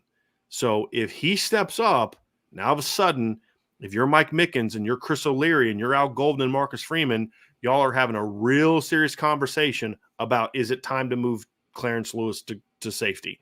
Because if you make that move for Clarence now, you got 2 years to get out of him at safety, which would be big, in my opinion, because he'll have even though he played as a freshman in 2020, he got a red shirt that year because of COVID. So Clarence Lewis still has 2 years of football left. He's not going to start at corner, but for one, barring injury. This gives him a chance to go compete for 2 years as a starter at a position that I think his game is better suited for the next level and this level, and that's safety. So I think he's not going to get talked about a ton, But this is why I've written a story about this, and this is why I'm saying it now. Chance Tucker could hold the key to the secondary really being the best it can be this year. Not Benjamin, not Cam. It's Chance Tucker. I think he could be that important to this defense this year, Ryan. What say you? Well, I mean, I saw him in person, obviously during spring ball ends, during fall camp, and the things that pop out to me about Chance Tucker, which gives you optimism, is that he is long. Like you could see it. Like he's just got that length where you just he just puts his arms down the side, and you're like, yeah, that guy has length, right? Like you don't need to even measure an arm to know that he is a really long dude. And then when he was when guys were trying to take him vertical, they were trying to work him outside. You can see how fluid his hips were, like he's able to turn and run really well. He's able to get in and out of his turn and to really just be a smooth player overall, which is something that you already talked about a little bit, right? So he has the makings of it. I mean, Brian, ultimately, he is a big wild card because, like you said, he has talents, and there's people that are high at him in the program, just haven't seen him, right? Like you just haven't seen him. He's our Jaden Thomas, right? Yeah. Like, yeah, okay, he's got the talent, but we got to see him do it, right? I mean, that was the thing. That was our knock last year on Jaden Thomas. Yeah, you guys tell me all these things about what he does in practice and all that. I need to see it. Right. Now it's Chance Tucker's chance to see it, opportunity to see it. He also could provide a little, because I know you mentioned the boundary stuff, because he's got the length and he's got the ability to turn and run. But also, I mean, he seemed like a pretty fluid athlete to me. So I'm even like in the boat where I'm like, could he also give you some spot at fields at times too, right? Like he could probably do a little bit of mix and match at both spots and do a little bit of cross training potentially. So, I mean, that obviously strengthens your cornerback room first and foremost, right? The more valuable cover men you have, the better off you are. But again, I mean, your point is very valid that you can't move Clarence until you have the ability to move Clarence, right? Like you can't do it just to sacrifice known depth at a certain position. You have to do it because there is other depth. Like you can't make that move out of desperation. You have to make that move because you can afford to make that move, like at the end of the day. So I'm interested to see him because Clarence is also, Chance Tucker, is also in a very interesting spot too, Brian, because we talked about Jaden Mickey already, right? You also talked the simple fact that like, hey man, there's this other really talented 2023 kid that's coming on campus this spring as well, named Christian Gray, right? So you need to supplant yourself and to get your spot, right? Like you need to make that mark on the program this spring and into the fall, because although Chance is only going to be going into his third year this year, with how Mickens is recruiting the quarterback position, you can get buried in a heartbeat. Yes. Like that is what could potentially happen. So not only best for the team, for the depth, but also for Chance. Like if Chance, and this is no pun intended, if he has a chance to make a real impact on this team, it's got to be this year, or else, Christian Gray's coming in, Micah Bell's coming in, Carson Hobbs, and whoever else in 2024 is coming in. Right. Like there's competition that's going to keep coming. Not even talking about Jaden Mickey, obviously a year younger than him. So you're going to have the opportunity to get kind of lost in the depth chart if you don't rise to the occasion now. Yeah, right. I'm curious if he's going to do it. Another guy that I have my eye on is Ryan Barnes, a guy that I'm very high on. He hasn't been able to stay healthy. There's been some other things that have kind of gone on. He's gotten buried a little bit. Yeah. I don't anticipate Cam Hart playing in the spring. It will, at very least, he'll be limited because of the shoulder surgery. I'd be shocked if they put him in any tackling situations. I'd just be a little surprised by that. He'll probably do drills and things like that because it's a shoulder. As long as that all part is fine, you can put him through drills, have him go through that stuff. I just don't think he's going to be doing like team and a lot of one-on-ones and 7-on-7 and stuff like that where maybe that shoulder can get banged. So to me, when I look at it, Ryan, that's a great opportunity not for Jaden Mickey to get a ton of reps with the ones, but it's also a chance maybe for Ryan Barnes and Chance Tucker to slide in and get some reps there too. One of those guys is going to have to be a potential field guy because, obviously Cam's your number one going into fall camp, but if he's not playing in a lot of team stuff, then number two gets up to number one and then number three goes up to number two, right? That's just the way that it works. So can one of those guys step up and say, hey, that's me too. So your point about Chance, maybe that's Chance to the field. Maybe that's Ryan into the boundary, which allows Chance to go to the field. So I think he's another guy who I think's got a lot of talent, a lot of length, a pretty physical kid, has good speed, just hasn't been able to put it all together for whatever reason. It's also a big opportunity for Ryan Barnes, and he's in the same boat that you talked about, Ryan, which is if you don't do it now, your window's gone because Christian Gray is not going to give you much time to to prove yourself. I mean, he's going to be here. He's already here. He's going through winter workouts. He's already on the roster. So, you guys had last spring to kind of do that because Benjamin Morrison was still sitting at home. Sure. Right? You're not going to get that chance with Christian Gray. Christian Gray's here now, and he's going to push now. So the depth at corner this spring is going to be really, really good. But not having Cam Hart's going to give a guy like Ryan Barnes a lot of opportunity. And it could also potentially open up for Christian Gray. We'll get to that one in a second. But I think Ryan Barnes is another guy that's sort of in that now or never moment for him. And I hope he steps up because the more these guys who step up, Ryan, it not only helps the cornerback rotation, but now all of a sudden you're looking out on special teams and seeing those guys. Instead of Lorenzo Styles having to run down the field and cover kickoffs, I've got Chance Tucker, Ryan Barnes, or Christian Gray, or those guys doing it. Sure. Punts, excuse me. So now or never time for Ryan Barnes, man. It really is. It's same with Chance Tucker. This is their chance to say, hey, I can play here. I can play at this level, and I can find a home on this defense in some fashion. Well, I mean, Brian, I just said that Chance Tucker's long. What does that make Ryan Barnes? Like, it is like he's the only guy on the roster that can kind of hang with Cam Hart when it comes to length. Yeah, man. He is I remember him also during the spring practice last year where there was one play where I think he had a pass breakup and you're just like, that dude is stupid long, man. Like that is wild, the reach that he has. And honestly, going into the spring last year, I thought that may have been the starting corner opposite Cam Hart last year. Like I really thought that could have happened. And obviously he did not take that jump. He did not rise to that occasion, however you want to kind of portray that, right? But the talent didn't leave, right? There was a reason that we thought he could contend for a starting job last year, and it was because the kid's long, the kid's athletic. There's a lot of talent to work with Ryan Barnes. Like you said, same thing with Chance. This is a big offseason for him. This is a massive opportunity for him because there's no question that he can play at this level, right, from a talent perspective. If Ryan Barnes never plays significant snaps for Notre Dame, it wasn't a talent issue. It was a issue of you didn't take the next step, but also, again, timing. And Mike Mickens continuing to bolster this room where there's just a lot of talented dudes, man. Like, it's just, at the end of the day, it honestly isn't, I don't even think it's a bad look on any of these kids to say, like, wow, you couldn't win a starting job. Well, look at the guys that are around me, man. Like, right. It's not, you couldn't beat that guy out. It's like, no, I get it. Yeah, you couldn't beat that guy out. I understand. You couldn't beat that guy out. It's understandable. Right. About 90% of college football couldn't beat that guy out too, probably. If Chance Tucker and Ryan Barnes were juniors going into 2020, they're starters. Yes. They're starters in Notre Dame. One of them is a starter in 2019. Opposite. I mean, they had to start Sean Crawford at corner in 2019. Who, by that point in time, just couldn't play that position anymore. He needed to be playing nickel and safety, things like that. Because of all the injuries. If Sean Crawford didn't have all three of those, I've said this before, Ryan, if he only had two of the three devastating injuries that he had, he's a really good football player. Yeah. He has a lot of Clark Phillips vibes. Oh, yeah. He was still a 4.4 with an Achilles and two torn ACLs. That was one of the most surprising pro day measurements I remember because I was like, he did that after all the injuries. Exactly.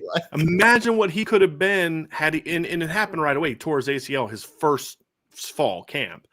The point is, by then he just shouldn't have been a starting cornerback for a team trying to be in a playoff team.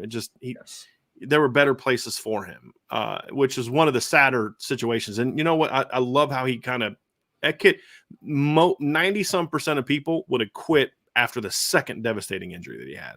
I probably would have. Yeah. I probably would have. Did you remember when his elbow got dislocated in 2019? And I'm thinking, well, his career's over. He was back like a week later. I'm like, this kid's unreal. This kid is unreal. But the point is, he's not having to start at corner if you've got third-year Chance Tucker, third-year Ryan Barnes in 2019. So That's the timing part I was referring to is you just happen to be at Notre Dame at a time where that position is absolutely freaking stacked, but this is the chance for them to really make their mark. And if they do, it solidifies this depth chart a ton. Yeah. Let's talk about the future. I think this is the interesting part for me because you look at what they've been able to do. with the next level thing. And this is where you get excited. You say, man, when Benjamin Morrison leaves, they're going to be in trouble because they haven't been able to follow that up with another great class. We're now in a conversation of, I'm curious to see which recruiting class is going to be better, the 2022 group or the 2023 group of corner. That's a legitimate question. Now, the 2022 group has a heads up right now because forget taking away Benjamin's freshman season, he was my number one cornerback of the two. He had the highest grade. Everybody knows I was super high on Benjamin Morrison coming out of high school. And he was even better than I thought. Then you throw in the fact that he has already stepped up and been a freshman All-American and played great football. Clearly, last year's group has the heads up. But if I'm ranking my top four of those four guys, it's Benjamin Morrison, Christian Gray, Micah Bell, then Jaden Mickey. So what combination of the two is going to be better? And that's a fun debate, Ryan. But the fun thing is they play in the same team. Yes. They play in the same secondary. So you don't have to do an either or. It's both and, right? It's not like who's got the better cornerback tandem, Notre Dame with Benjamin Morrison, Jaden Mickey, or Michigan with Christian Gray and Micah Bell. No, they all play for Notre Dame. And that's where you need to be. That's when your recruiting is getting to that next level, is when you're stacking classes on top of each other like that. And then, of course, in 2024, that puts them in position to take a flyer on a Carson Hobbs. Because with Carson Hobbs, I guarantee you, I promise you, that Notre Dame is banking on the upside. They know his seal. They know he needs work right now, but they're banking on he's got tools, right? And they see tools that I don't necessarily see right now. But again, if it comes down to who do you trust at cornerback evaluation, Mike Mickens or Brian Driscoll, myself, Ryan, and everyone in this chat's answer should be Mike Mickens, right? You know what I mean? Even my dad would be like, no, B, I'm going to probably go with Mike Mickens on this one, right? Like, I pick you. Proven. I don't know what you're talking about. I pick you. Told you, stop sucking up on the show. Actually, I love it. But in all seriousness, he's earned that benefit of the doubt with a guy like Carson Hobbs. Yep. So, hey, let's let it play out. And then you look at some of the other guys on the board. They're still trying to recruit. They're recruiting Leonard Moore, who I like a ton. We'll get to that one here during the mailbag. You look at Caleb Beasley. They're still fighting for Caleb Beasley. They're still fighting for Aaron Scott.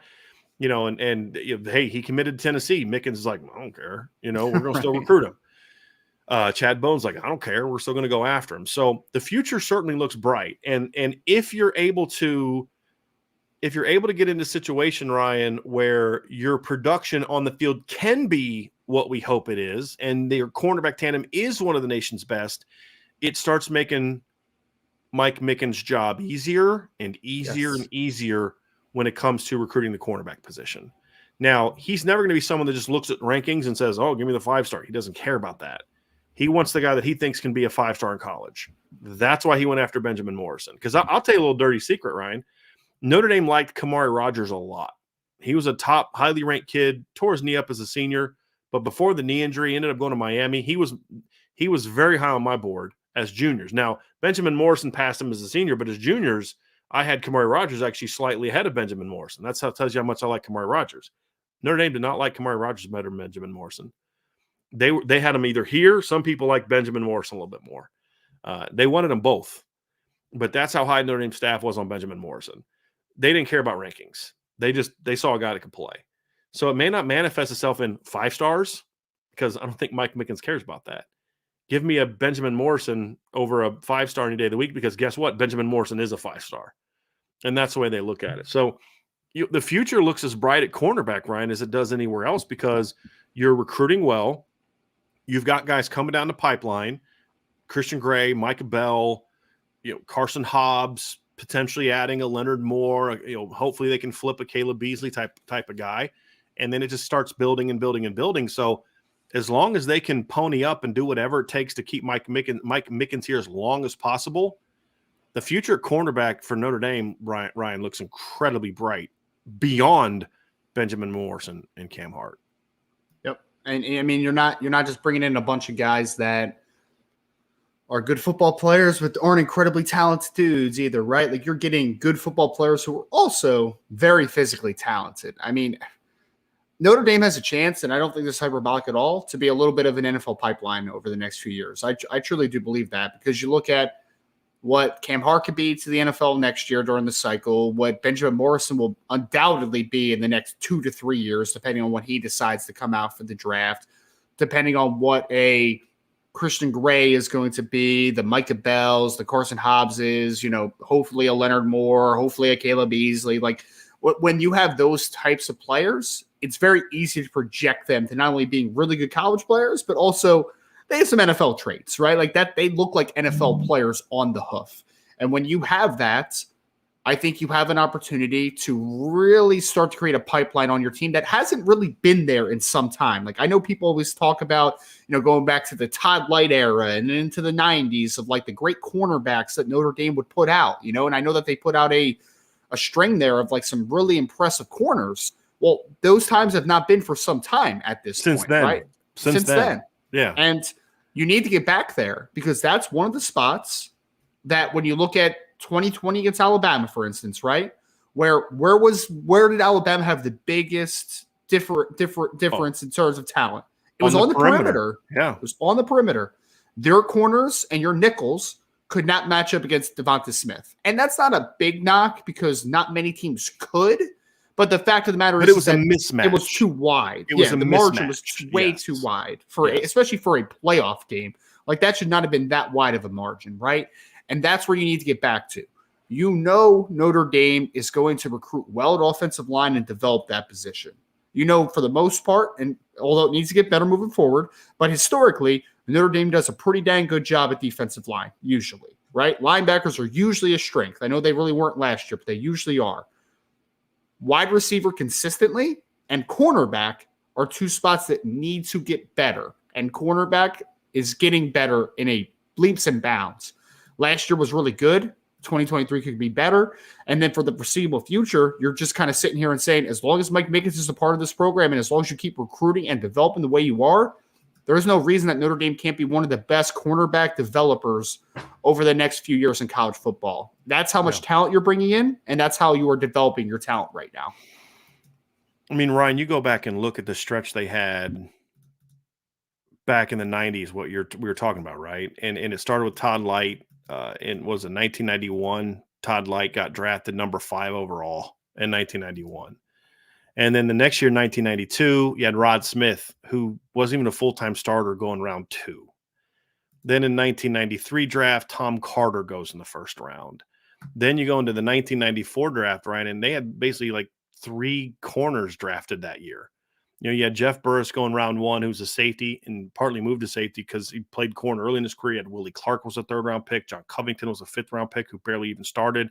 And then the next year, Bobby Taylor goes out, and he's a 2nd-round pick. Now, he ended up being a safety in the NFL, but he played safety and corner at Notre Dame. Since then, they've had 3 or 4 3rd-round picks. You had like Allen Rawson was a 3rd-round pick. Brock Williams was a 3rd-round pick. I think Kavari Russ was a 3rd-round pick, and that's it. Julian Love was a 4th-round pick. Troy Pride is a 4th-round pick. So Notre Dame has not been that team that could produce big-time corners. If they get to that, because here's the thing, Mickens is always going to be able to claim Sauce Gardner. Always. Now, all of a sudden, you start throwing some Notre Dame guys into that conversation that are 1st and 2nd-round picks, then all of a sudden we said recruiting starts getting a lot easier for Notre Dame. And then it also gets a lot easier for his eventual replacement because Mike Mickens is probably not going to be here forever, as much as I would like for that to happen. He's too good of a coach. Someone's going to scoop him up as a head coach or D coordinator someday. I just want to say keep him as long as you can. But if he's able to if you can keep him here long enough to establish that tradition a little bit, then it makes it much easier for you to, number one, attract the big-time DB coach who's on Mike Mickens' level, and then gives him a chance to kind of go out and prove himself at that as well. And it makes put it to you this way. If Mike Mickens is here for at least 4 years, at least 4 more years, it's going to be a lot easier. The guy that replaces him is going to find recruiting a whole lot easier than what Mike Mickens had to step into, right? Because of that. So that's where I see it, Ryan. And it's an opportunity. We'll see Cam Hart. The big thing for me with Cam Hart is if you could remove the injuries, I think Cam Hart could be a guy that could sneak into the 1st round next year. Of my limited draft knowledge, I see tall, I see experience, I see fast, I see fluid. He's got all the tools. If he can improve his ball skills next year, that's the key. Then I think he's got that kind of talent. I think the injuries may knock him down to hopefully day 2, if all that checks out. if there's no huge permanent red flags there, Benjamin Morrison has day one ability, in my opinion. One of Sean Davis's kind of bold predictions from a recruiting standpoint is that he thinks Ben Morrison and Christian Gray are going to go be first round draft picks in back-to-back years. Christian's got to prove that. That's it's a long way. I don't like doing a ton of projecting first round draft picks into a high school kid. But again, 6 foot plus, long arms, fast, and what he showed as a senior is his instincts and feel for the game is really high. Yeah. And then, of course, you've got a guy like Michael Bell, who's always going to be knocked for his height because he's, 5'9.5", 5'10". Yeah. But he is an absolute flipping burner. So the future is looking very bright at cornerback for Notre Dame. There's no doubt about it. And it's not just because you have a great coach that's taking these okay kids and turning them into really good players. You have a great coach with big-time talent, and that's going to be a great combination at cornerback moving forward. No doubt. No doubt. When you have all those things aligned, that's how pipelines are created, right? You can't create sustainability with one of those two, right? You can have some good teams. You can have some good positions if you have great coaching. But in order to create longevity and to create a pipeline, you need both sides of it, man. And again, Brian, I don't think it's hyperbolic to say that this is going to be one of the more talented cornerback rooms that Notre Dame has had in a very long time. I mean, I don't think that's hyperbolic at all, because you have several guys that when NFL scouts go into the building, they're going to look at that group and be like, well, there's a few dudes there, man. There's not like one. There's some future guys most likely there, right? You're going to walk by not just Benjamin Morrison and Cam Hart. You're going to walk by Christian Gray. Then you're going to see Micah Bell run on the field and be like, oh, okay, sure. So, I think that you have sustainability potentially because you're identifying and acquiring really good talent on top of really good coaching. So when you have that, you have the opportunity to create something great. We're going to move on next, Ryan, to our mailbag. But before we do, I want to ask y'all, hit that like button, folks. Please hit that subscribe button. Hit the notification bell. Share this podcast. Sign up for the message boards at boards.irishbreakdown.com. If you're not on there, you're missing a lot of great conversation that we're having right now. So definitely want to check that out. And if you're listening via podcast platform, please give us a 5-star review and sign up for CFB Nation. John Garcia and I were talking yesterday. We are going to start doing a couple live shows on the CFB Nation app. We're going to break down our top recruiting classes in the 2023 cycle. We're going to break those down probably 1 to 15. And then he and I are also going to come up with our first ever CF, and Ryan will be part of this as well. We're going to come up with our first CFB Nation top 150 recruiting rankings for the 2023 class. So we're going to have that over the next couple of weeks as well. And then once we get that rolling, we will break that down and probably do that over a live show as well. Just kind of going through our list, talking about our favorite guys, where we had guys, where we had difference of opinion. And what we'll do is we'll kind of all come up with our rankings and then just sort of aggregate it out that way. And then sit down and have a conversation and see if anybody wants to pound on the table for their guy. So we'll get to that, by the way. Ryan, I'm watching the Senior Bowl. So far, Isaiah Foskey's killing it right now, by the way. He just put Ryan Hayes on his butt. He literally came off the line, hit him, and just drove him on his butt. That reminds me. I'm sorry to cut you off, but I do have the access to the old 22 film. I have the password and everything, so just hit me up after the show so we can watch it more. There we go. Yeah. He's saying that to me, everybody, not everybody else. No. He just blew up a tight end. Yeah, he just blew up a tight end and hit Illinois running back in the backfield, knocked the ball out of his hand. So nice. Yeah, Isaiah's having a day so far. So we'll have more on that. We'll talk about that on the boards. We'll talk about that in future shows. And then obviously we'll talk about it a little bit more as we get into the mailbag. So definitely make sure you stay locked in the Irish Breakdown podcast. So we do have some mailbag questions, Ryan, and I want to get to a couple here that are cornerback related just to start off with. We have some of those a little bit. And then one is a recruiting question that I really wanted to get to because I wanted to answer this one because I know that you have talked about this before. But this is a question from Keith Wiegand. He says, do you guys like Leonard Moore? Now, my understanding is, Ryan, you had a chance to answer this question when you guys did the show last week. Yep. Ryan likes Leonard Moore quite a bit, right, Ryan? I mean, yes. you think he's a pretty good player. Very high. What kind of range would you give him as far as like a ranking just off? I mean, I know we haven't graded him yet, but what's your gut feel on him? I think right now he's a top 150 type of player, but I think he's got top 75-ish upside. I think that he is that type of player. Yeah. And I'm higher on him than Ryan is. So that's something that we've decided. I love this kid. Ryan told me he was visiting because, I mean, look, with everything going on, I'm trying to hire some new people. I haven't had a chance to really dive a ton into to the 2024 class. By the way, I did have an article where I've broken down and regraded the Notre Dame class. And some guys have moved up. CJ Carr's now a 5-star. CJ Williams Cam Williams jumped into the top 50. And Owen Wafel was a huge riser for me. He's now my 3rd ranked kid in the 2024 class from Notre Dame. So if you want to know why, I explained on the message board at irishbreakdown.com, the Champions Lounge. But when I first popped in Leonard Moore, I had to watch him and then go back and watch him again. I was like, no, I must be in a really good mood right now because I'm loving this kid. Great length. He can really run, and it gets masked at times because the way they play him. They play him as a pure off-man guy, where he'll come up and press and then just bail. But you can see it when he's playing receiver. You can see it on a pick 6 that he had. I don't know if it was a pick 6. Did he make it all the way back on that one? I can't remember. He had a long return. He had a couple punt returns for scores. Yeah, and then that was the other one, the punt returns. This kid has got some speed. And the thing that he has that is so important to me for big, tall kids, Ryan, he's got elusiveness. Because the way that he plays, at times his transitions don't look super smooth, but it's more of he's got a lot going on technically. Like efficiency is not a word I would use with Leonard Moore, but that's a coachable thing. That's absolutely a teachable thing that you can improve upon. But there's a few snaps where you see him be really efficient with his pedal, and he just really clean transition. But when he gets the ball in his hand, that's when you see this kid's got some suddenness to him. His change of direction is really impressive. There's some people that have said he's 155. That's what he listed on Huddle. I promise you that's what he weighed when he first signed up for Huddle, which is probably a couple of years ago. He's up to 175-ish, 180 now. He's filled out quite a bit. He's got a lot of room to fill out. His body reminds me a lot of a taller version of Christian Gray, body type-wise. Not as broad as Cam was at the same age. He's got similar length to Cam, but Cam was always a thicker kid. Cam was always built more like a wide receiver than a corner. Cam's so tall that he looks leaner than he actually is. And Ryan, you've seen Cam Hart up in person. He's not skinny. He looks it because he's so tall. He's a very broad upper body kid. He's got skinny legs, but he's got a very broad upper body, in my opinion. This kid is more built like Christian Gray, but taller. He's a legit 6'1", might even be a little bit taller than that. Really long arms, really smooth, and he can run. To me, he's a legit 4-5 guy, like legit 4-5 guy to me. That's only going to get faster as he gets older and gets in a strength program. So, yes, I am very high on Leonard Moore.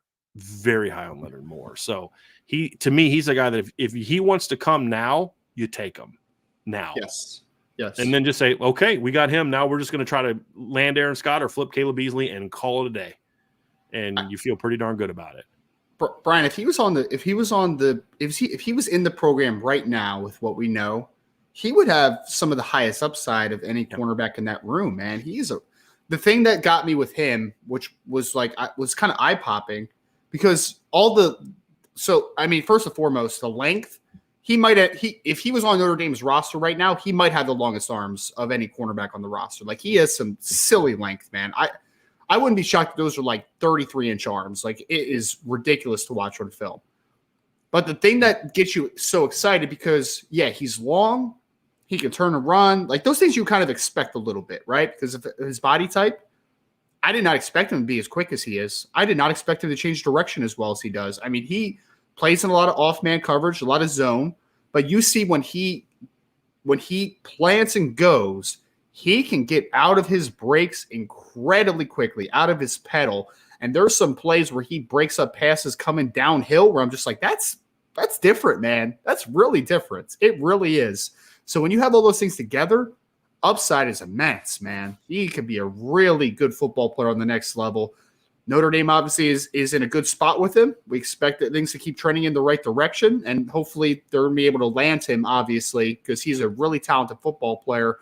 But all of the tools to be incredible, to be an incredible asset to your team. And not to mention, Brian, he's also from Texas, right? He's from Round Rock, which is in the Austin area, the same town as Braylon James in the 2023 class. So adding an impact player with this high of upside from the state of Texas as well is never going to be a bad thing for Notre Dame. Yeah, you know me and my stance on recruiting Texas. That's just a must. That's a must for Notre Dame. I have a question here, Ryan, from Ryan Blooded. Which unit do you think is A, more well-equipped from game one, and B, has a higher ceiling, cornerback or running back? I think running back is a popular option, but cornerback isn't as far behind as some people would think. So, part two, Ryan, or part two-parter, part one. This is a great question, by the way, Irish Blooded. Part one, which is A, which unit between running back and corner is more well equipped from game one? I mean, I would probably go running back, but it's a conversation piece. Like, I think if you pick corner, I don't think you're wrong. It's just, I mean, the one thing about Cam Hart, and we keep talking about it, right, is that Cam has had some durability concerns, and he's coming back from the injury, right? I mean, I expect him to be ready to go and to be an asset, but at the end of the day, there's still that question behind him. At running back, I mean, you have Audric Estime coming back, you have Logan Diggs, you have Chris Tyree, Chris Tyree's had a little bit of durability in the past, but the top two guys, they haven't been banged up, really. I mean, Logan Diggs was in the year, but then he kind of Logan had the shoulder in the spring. Yeah, but then he came back after the couple games, and he was good to go for the rest of the year. Audric Estime was able to maintain his health throughout. But then even if one of those guys does get banged up, you're like, oh, man, I have to potentially replace him with Jadarian Price, Jeremiah Love, Jabron Payne. Like, you've just painted so much depth, right, at that position as well. But I think from game one, I expect Logan Diggs and Audric Estime and the rest of the crew to just kind of hit their stride that they can take, that they ended the year off of in 2022, because there hasn't been as much durability concerns in that room as maybe there was a corner, at least for one important position. Anyway. I think that's the only reason that you're not going with corner. I mean, if we're going to say who's the best of the four, who's been the best player of that group of four, Cam Hart, Benjamin Morrison, Audric Estime, Logan Diggs, we're just take the top two. It's Benjamin Morrison, in my opinion, right? Yep. And Cam Hart's flashed as good, if not better, ability than the other two running backs. But as you said, we're talking about a kid who may not be there in the spring because of a shoulder injury. We got to see how healthy he's going to be coming back next year. Absolutely. But I think but this was kind of funny, Ryan, is I mentioned this a little bit beginning of the show. This is kind of what I was alluding to, which is when you look at these two positions in 2020, these were two of the biggest question marks on the entire team, because we didn't know what Kyron Williams was going to become. And then the depth behind him was like, there was like hardly any depth behind him. And now you fast forward a couple of years, and these are the two biggest strengths on the team, in my opinion. Two of the three, because I think you need to throw offensive line in this conversation as well. But two of the three strongest positions on your football team were a couple of years ago concerns. Now, Mike Mickens has been the reason for the cornerback jump. Dylan McCullough has built on what Lance Taylor started, in my opinion. And those two guys combined overcame the Autry Denson debacle, which is what his coaching career at Notre Dame was. And especially as a recruiter. He was a solid coach, but he was a bad recruiter. And so it's a strong question. And then in part B, which has a higher ceiling for me, Ryan, it's easy. It's corner. Cornerback has the higher ceiling. I agree. If we're taking the top two, especially, I would say the highest ceiling guys in the running back room were the younger guys. It's Jeremiah Love and Jadarian Price have the two highest ceilings of all of them, which is impressive because Audric Estime and Logan Diggs and Chris Tyree are really good football players. Yes. But that is even still debatable, Ryan, to me. It's still debatable about ceiling, but I'm just going corner because if Cam Hart's healthy and locked in, you're talking about two potential All-Americans at corner. And I love the veteran running back. I just don't think they're not Bijan Robinson, right? They're not that level of player, in my opinion. They're not, what Kenneth. Well, I mean, I think they maybe with Kenneth Walker was, but I'm saying they're just not that elite talent. They're not. Audric Estime is really good. He's not Derrick Henry, right? I mean, he's not. Logan Diggs is really good. He's not Christian McCaffrey. He's not Bijan Robinson. He's not that guy. But they're still darn good. I think Benjamin Morrison, Cam Hart can be those guys. They can be elite corners. Yep. And so that's why I say the ceiling to me is with the corners, in my view. And I mean, there's a world where cornerback room, there's a world where at top of the top two, Jaden Mickey, then you start talking about Ryan Barnes, Christian Gray, Chance Tucker. There's a possibility that either Chance Tucker, Ryan Barnes, or Christian Gray in 2023 or 2023 are going to be the sixth best corner on the team. Like that's the depth that you've created, right? So we're talking about upside. If just a couple of those guys behind the top two come to fruition and take a step up, you're talking about one of the better quarterback rooms in college football, in my opinion. I think that you can make that argument. So I agree. I think that I think it's more high impact talent, if I could put it like that, to your point, right? Because it's like Aldrich Estimate could be 1,000-yard back, double-digit touchdowns, and be like, yup, that sounds about right. Dude's a hammer, right? You could tell me Logan Diggs is the same thing. I'd be like, yup, makes sense. But are any of them going to be the 1,600-yard guy making All-American lists? Probably not, right? Even if they were the featured backs. Even if they were the featured backs. Right. They're not Doak Walker Award winners, in my view, right? But They're very good. Yeah. Very good. But if you told me in 2023 that either Benjamin Morrison or Cam Hart, fully healthy, made an All-American list, I would be like, okay. I'd be more surprised if they didn't, to be completely honest with you. Right. Than that they did. So even with the known commodities at the top two, I mean, God forbid something happens to Cam Hart again, but like, would you be shocked if I told you that if Christian Gray got an opportunity to play this year, that he made a freshman All-American list? Like, would you be shocked? No. I wouldn't be shocked at all. I'd be like, okay, sounds about right. Like, it's not good in my opinion. So, yeah. I mean, and if it wasn't for Benjamin Morrison, we'd be talking about Christian Gray maybe even doing that. Yeah. I'm not doing that now because it would require an injury for that to happen. So I can't predict that. But yeah, it would be a topic of conversation if Benjamin Morrison never came to Notre Dame with Christian Gray, to your point. So absolutely, those guys have the tools to be that. And the running back room could say, well, okay, I'll see your Christian Gray and Micah Bell, and I'll raise you a Jadarian Price and a Jeremiah Love. And I'll be like, okay. The point being, there's no wrong answer. We may side a little bit with corner, but if you were to jump into the chat, like, no, you guys are wrong. Well, I say you're wrong. Hey, guys, I disagree with you. It's running back. I'd be like, yeah, okay. I'm not going to disagree with you on that. I'm not going to argue with you on that one because you may ask me tomorrow and my opinion may change because that's just how good these groups are. You may go back and forth on it. So it's a very talented group, Ryan. No doubt. Here's one. I'll ask you, Ryan, from John A1. Do you see Christian Gray as a field or boundary corner?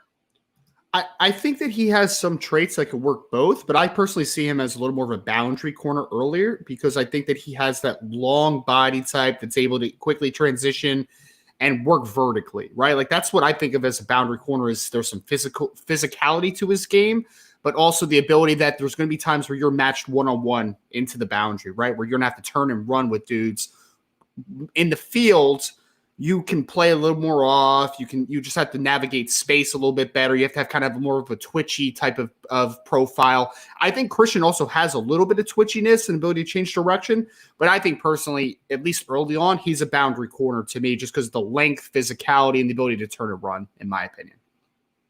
I'll say this, Ryan. If Christian Gray is as good as we think he's going to be, he'll play both.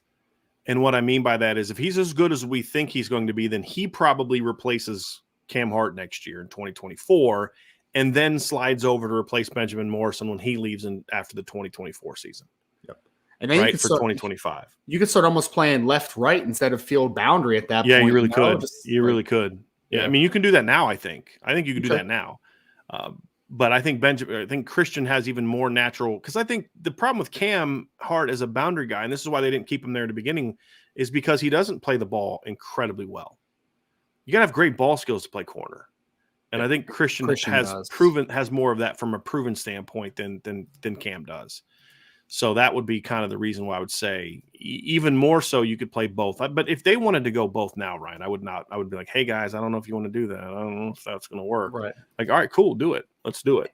But the great thing too about Christian Gray that we didn't talk about too much, Brian, is that he is used to playing against dudes as well, man. Like the gauntlet he had to play last year of playing guys like Cardinal Tate and Ryan Wingo and Springfield High School in the state of Ohio. I mean, you're playing against dudes every single week. Jeremiah McClellan at Christian Brothers, right? Like you're playing dudes every single week. So that's another reason that I think Christian Gray could come in and compete for some time because he's used to playing high caliber players. Like I just named a 5-star wide receiver in Ryan Wingo. I just named a high 4-star in Jeremiah McClellan. I just named Cornell Tate, who ended as a 5-star by a couple services.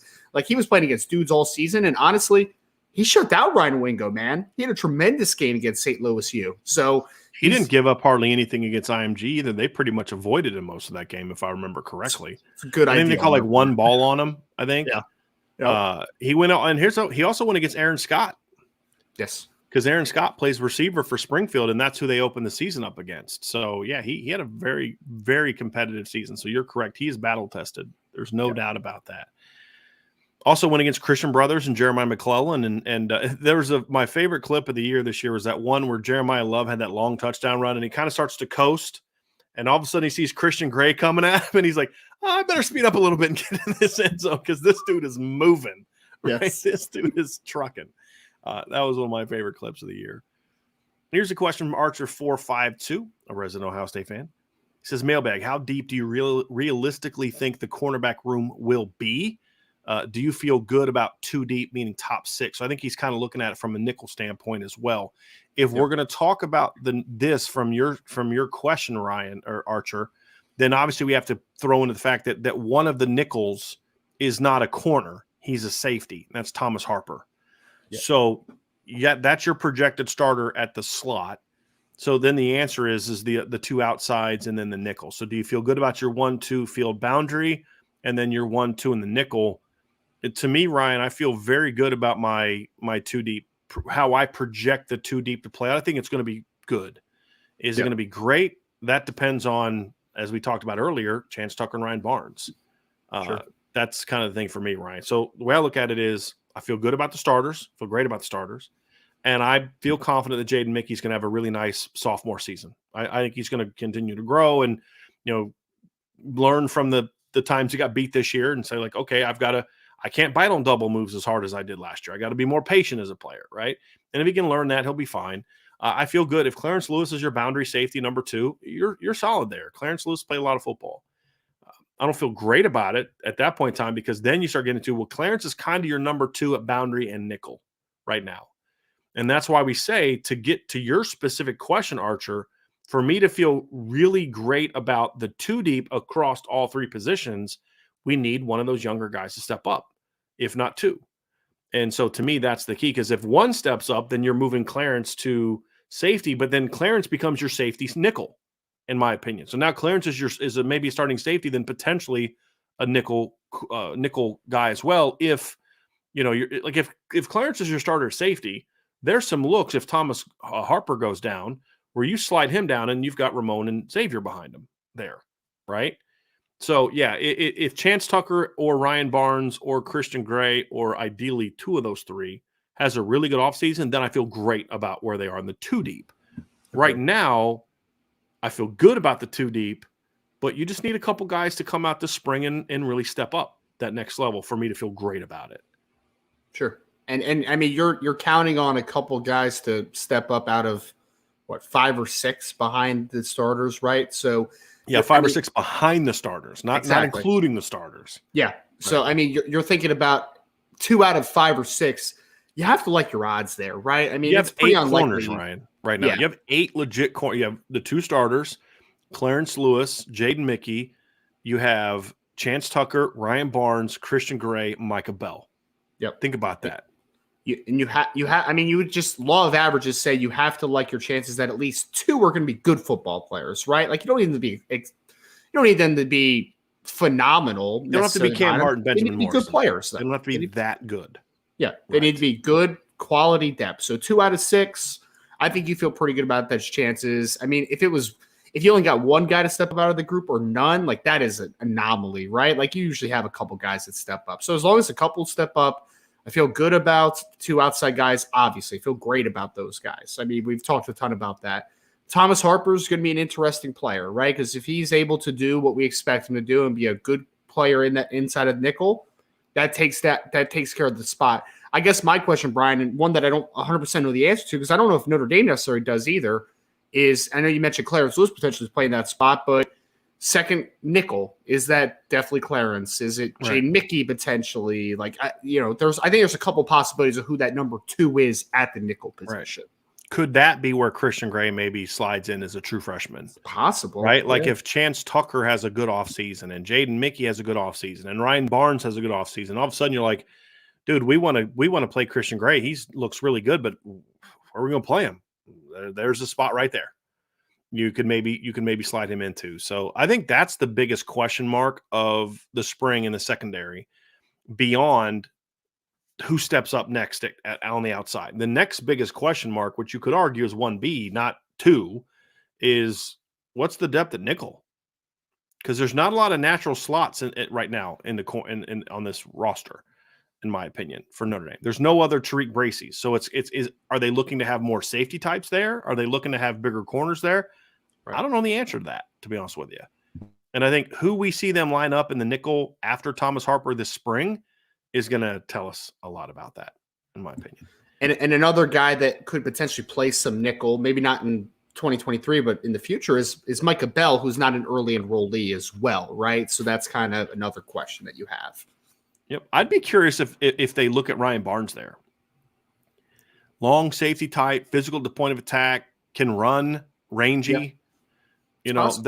It's an interesting one there as well. Speaking of Ryan Barnes, here's a question from Brian Shaw. Brian says, are there any current corners outside of Clarence Lewis that y'all project to safety? There's none that we project to safety, but Ryan Barnes, to me, could absolutely be a guy that has the tools to move to safety and play there as well. He'd be the other one. Yep. The reason I like – some people have said, well, why not just move Ryan Barnes there? Because if I'm going to move a guy to safety, I want to move a guy that I know pretty confidently can play there. And Ryan Barnes, for all his talent, has never proven that he deserves to be on the field yet. For whatever injuries, whatever, he just hasn't been there yet. Clarence has shown he can play, right? So it's just, I'm going to go with the guy that has more experience. And I think Clarence's game is really naturally suited for that position, in my opinion. I really do. All right, let's get back up here to the top, Ryan. We have a question here from Domer Grizz. Do we have any wide receivers who can consistently get 5 yards behind the D like Lindsey did last year? Now that we have a quarterback who can push downfield, I fear we'll have to settle for back shoulders mostly. Yeah, I don't agree with that. I want you to take a shot at that one, Ryan. I mean, I think it's just going to look a little bit different, Domer Grizz. Right? I mean, Braden Lindsey was uncovering deep because he had tremendous foot speed. But I think that there's other ways to uncover down the field and to create separation. One is with length, right? I mean, so you're talking about guys like Deion Colsey and Tobias Merriweather who can chew up grass a ton, right? Like they chew up grass, they get on top of guys, they're able to stack and then create the separation. So I think those guys can create enough separation where they can be consistent deep threats. I also think Braylon James can fly, right? So Braylon James could be a guy that uncovers deep with high regularity. I think honestly, Brian, I don't know if you agree with this, but I think Lorenzo Styles could do some of that stuff too if his head was on straight. I think he has enough foot speed to be able to do that type of stuff. But there's no think about it. I mean, we saw it in the freaks list that Bruce Feldman put out last year. He was on there because his just miles per hour is elite. Yes, it's can he do that on the football field on Saturdays? That's more of a head thing than it's any issues that Lorenzo Styles has are not physical. Yes, they're mental. Yep. So yes, to the point, yes, he can absolutely be that kind of guy in my opinion. And I really think those outside skyscrapers, they can uncover deep as well in that regard. It's just going to look a little different than how Braden Lindsey did it. Right. Like, there's different ways to skin a cat. Right. Like look at Tobias Merriweather. Here's the other thing too. Part of the reason Braden Lindsey was getting open 5 yards down the field is because nobody was using their safeties to protect against him because they knew that they weren't going to throw the ball down the field. I mean, that's part of it too, right? Yeah. Teams are going to play Notre Dame differently next year, I think, if certain guys step up. So that was part of it too. Teams would just say, they're not going to throw it, so why give help with safety? If you'd have hit a couple of those deep shots early in the year, then Braden Lindsey's not getting open as deep as much but that means Michael Mayer catches 10 more balls and Jaden Thomas catches 10 more balls. And the running game is even more higher yards per attempt because teams have to vacate the box a little bit. So yeah, I was going back yesterday, Ryan. I one of the things I did too is I watched a little bit of the bowl game again after I watched the Clemson game, and that touchdown pass that Tyler Buckner threw to Braden Lindsey was just like, okay, if they could have hit a couple of those early in the year, this season looks way different. Yes, that Marshall game obviously looks a lot different. If it could. Well, what was the difference between that post route and the one that he whiffed on Braden Lindsey? It was he threw it to a spot and put air on it and let Braden run underneath it. Yep. What he did in the because again, I think he was a more confident player at that time. The timing was better against Marshall. He just threw a bullet and didn't give Braden a chance to run underneath it. And that's the difference. It's just understanding that this one needs a little bit of touch. Either put it on him on a little bit more of a line, or if you're going to throw a post route, you put that thing up, you put some touch on it, let him run underneath it when he's that open. And that was the difference to me. Irish Blooded asks, if Brandon Hillman makes the field this season, I hope he does. Do you see him more in a nickel cornerback or a hybrid rover base set? I am so excited to see him on the field. Just be a dude. I mean, for me, Irish blooded, I think that for a guy like Brandon Hillman, who was asked to do so much at Churchland, you want to get him comfortable playing a traditional safety role in 2023. Like, that's where I see it. Long term, I think that's the type of kid that can play a little bit of rover, could be on the second level a ton, could do some stuff from the slot. Like, I think there's a lot that you can do with him. But for me, that stuff needs to be eased along a little bit, right? Because he's not a kid that is – it's not like this kid's coming from his high school where he played a ton of safety. He knows how to play it. He's been doing it for years. He's an inexperienced safety. He's got all the traits to be a very good one, in my opinion.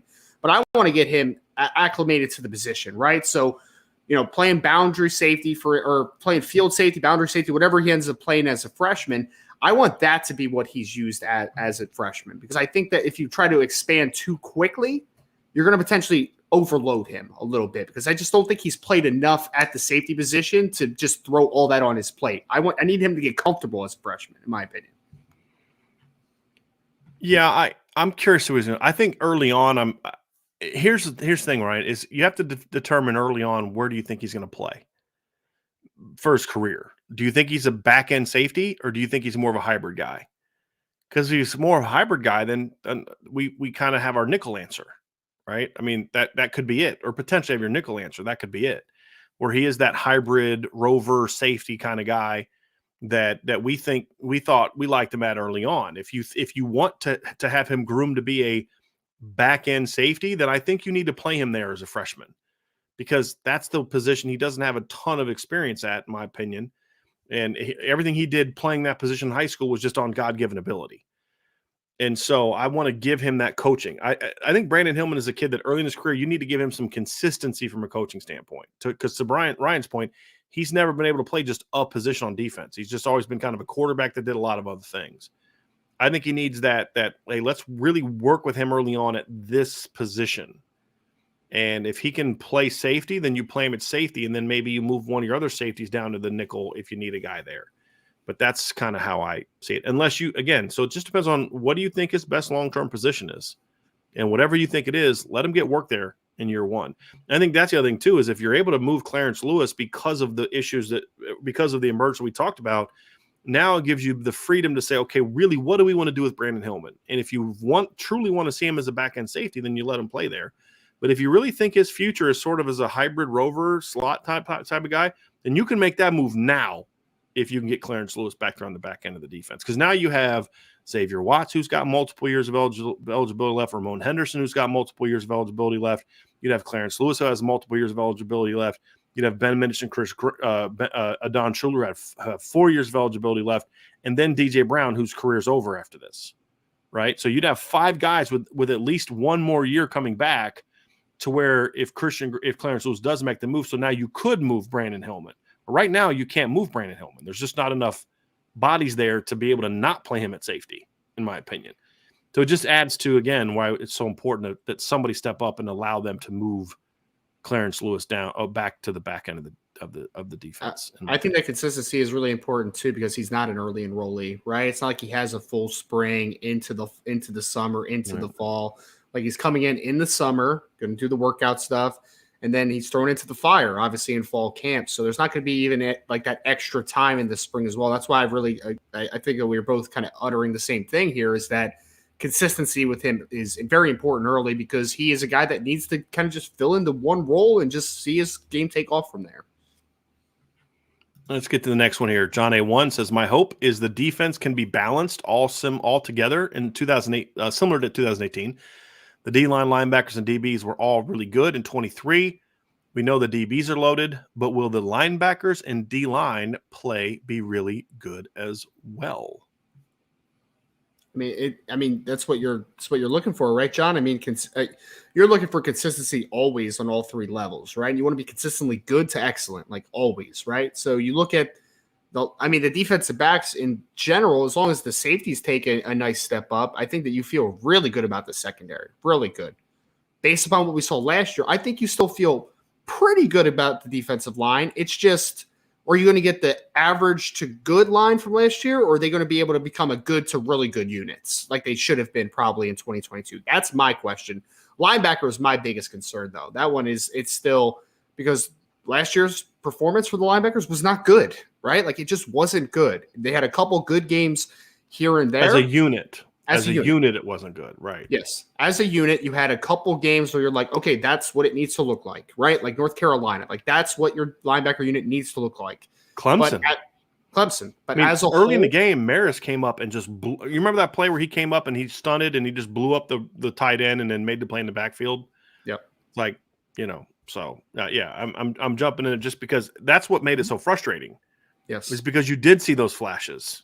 If Maris could have played all year like he did the second half of the Syracuse game or like he did against Clemson or North Carolina, this defense is a lot better. There's no doubt. There's no doubt. Please continue. Oh, no. I mean, that was basically it. It's just, the linebacker needs to get a lot better. I think the defensive line needs to get better for sure.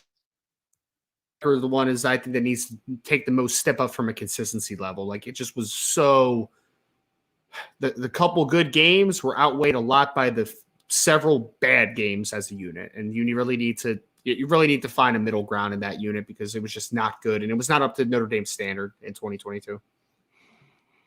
I think when I look at it, number one is I continue to see this. I see my guy Tim Priester getting into some battles on Twitter with people about the linebacker play.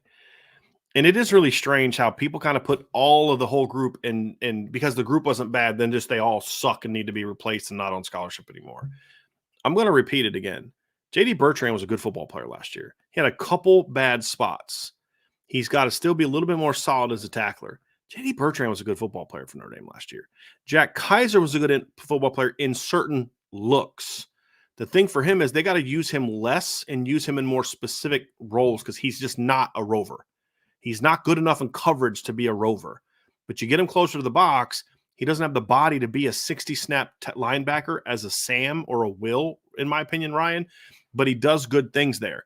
Marist was really the problem for me last year. And the other problem was a lot of it was, again, it was how they were used.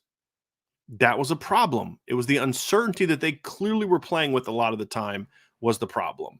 And that's the thing that I think needs to get fixed. So if they can clear that up coaching wise, I mean, we can blame all the players all we want, but look, coach them better and they play better. At least in two of those three positions, in my opinion. And that's what I want to see be different this year. Here's the next question here. John A1 asks, is it possible for Riley Mills to have a Jerry Tillery type breakout up front? Mills seems to have grown to be a thicker player than Tillery, and both were over 6'5", right around 300 pounds. Well, Tillery was a lot. I mean, he was definitely taller than Riley Mills was. There's no doubt about that. He was definitely there. I'm actually going to compare some numbers because I have had this conversation, Ryan. So I'm going to look up these numbers, and I want you to take first crack at answering that question. So can Riley Mills as a senior have a similar breakout to what Jerry Tillery had as a senior for Notre Dame? It's possible. I mean, I think that they're very different athletes, though, right? I really do. I think that Tillery was a little more flexible, in my opinion. I think that he was a little smoother within his movements. I think Riley is a really good linear player. I think he's got some pop in his hips, obviously. I think he's got a little more position flexibility than what a Jerry Tillery had. Like Jerry Tillery was 3-tech, right? Like he was born and bred to be a 3 technique. Riley Mills can do some stuff on the edge, play some 5, 4, 4-eye, could play some 3. He could do, I think he's a little more versatile as far as his alignments goes, but I just, Riley is a tough guy for me to pin down, honestly, because I think that he can get there. I just didn't think I saw enough of it in 2022 to give me the hope that he is going to take that massive of a jump. I think that for me, if he can get somewhere to 5 or 6 sacks this year and he could be a consistently disruptive player, I think that you're looking and you're like, that's a really nice season for Riley Mills. I don't necessarily think that, and I do personally think that Jerry Tillery was a little overdrafted. I do. But I don't think that if Riley Mills puts it together that you're going to look at him and be like, that's a first-round pick. I just don't know if I see that, right? I think he could be a good player. I think he could be impactful. I just don't necessarily think that he's going to take that big of a jump, in my opinion. Ryan and I definitely have a difference of opinion on Riley Mills. Definitely do. I think Riley Mills is a lot better than Ryan does this year. Thought he was this year. I think number one, Jerry Tillery wasn't a 3 technique until his last year. So that was part of it too. Is Jerry Tillery wasn't put in a playmaking position until 2018. Because if you remember, Ryan, you're correct. He's not a nose. He's a 3 technique. But they played him at nose his first 3 years out of necessity. And then you had Jonathan Bonner step up, and that duo stepped up. Kurt Hinish and John Bonner stepped up in 2018. They took over the nose. That allowed them to move Jerry out to 3 technique, and now his pass game production took a big jump. So I think that's part of it too. And so you look at the numbers, Jerry Tillery played a ton more snaps than Riley Mills did in his career, his first 3 years. And, Jerry Tillery had, I think, was it 5.5 sacks his first 3 years. So they both played a little bit as freshmen. Jerry played a lot more as a freshman than Riley Mills. Both were rotation guys as sophomores. And then both were regulars as juniors. Jerry played even more than Riley did. Jerry played nose tackle. Riley played big end. So to a degree, some of this is a little hard to project. But Jerry had 5.5 sacks his first 3 years. Riley's going into his senior year with 7 in a lot fewer snaps than Jerry did. Now, he had 3 sacks last year as an inside guy, had 3.5 this year as a big end, primarily until later in the year. So he is correct that they're different. They're very different body types, in my opinion. And they have very different skill sets. I actually think Riley Mills can be a big-time player. He's got to do it more consistently. He's got to be used correctly. And the other thing, too, is Riley's kind of weird because Riley plays really well in big games. And then he'll disappear. Again, you know what I mean? Like, he played very well against North Carolina.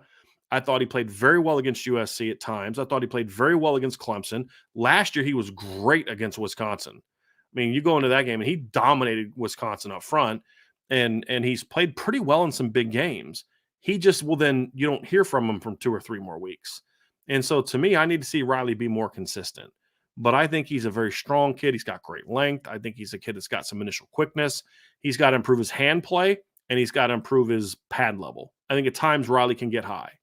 So I think he could have a similar jump. But the other thing, too, is I think Jerry Tillery's senior year jump is overrated. Jerry Tillery had a great game against Stanford. And after that, he was just kind of okay, in my opinion. Now, he was injured. Part of it was because he was injured. He wasn't healthy the second half of the year. But I was not in love with Jerry Tillery's senior season, to be honest with you. I thought he was at best their third best lineman the entire year. Now, he had some flashy games. I mean, what did he have? Like 4 sacks against Stanford in that game, right? Something like that. I mean, it was insane. He had 4 sacks against Stanford. And at that point in time in the year, Ryan, he had 7 sacks in 5 games. He finished with 8 sacks. He only had 1 more sack the rest of the year. And, and again, sacks are a little overrated. So, okay, let's look at tackles for loss. He had 7.5 tackles for loss in the first 5 games. And then he finished with 10.5 on the season. So I had 3 in the last 7-8 games. So I didn't think Jerry was consistent. And he would flash and be really good.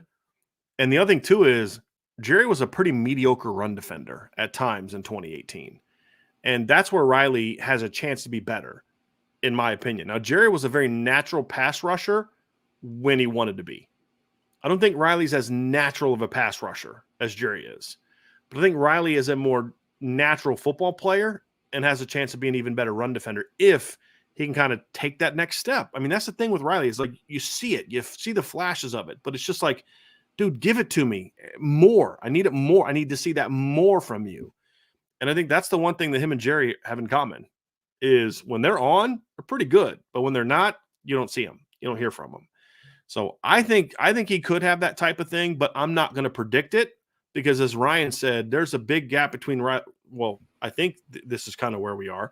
There's a big gap between where Riley is, even if you – Ryan, even if you embrace Riley for being who I think he is, right? If I talked you into agreeing with me on Riley Mills, let's just say I did that for argument's sake, we would still then agree there's a big gap between where he is and where he can be or needs to be, even with where I think he is, because it's just the consistency's not there. And part of that, they've moved him around a bunch. but you're going to get your chance now to be the dude, and you got to do it. I'm just a little up and down with my thoughts on Riley because I do agree that there's a lot more upside that he could hit. I just think that he's in that weird tweener mold though. Like he's in a weird spot, man, because he's not a perfect big end. He's not incredibly consistent on the interior, right? So I just think that he just maybe doesn't have a natural position. I think that might be the I'm going to say this to you, Ryan. I think that's in his head. Could be. I don't disagree with what you said. Because remember, Riley played outside in high school. He was a big end in a 3-down defense in high school. Yep. I don't think he was comfortable inside early in his career because you know this, Ryan. The angles in which you're getting hit as a 3 technique and a nose are completely different than when you're a big end in a 3-down defense or a 4-down defense.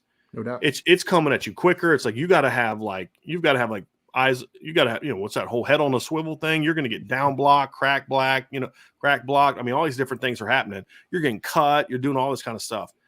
And it just comes at you quick. And I think he had trouble at times getting there, which is why the best game he had in 2021 was the game they had to move him to big end when Myron was out.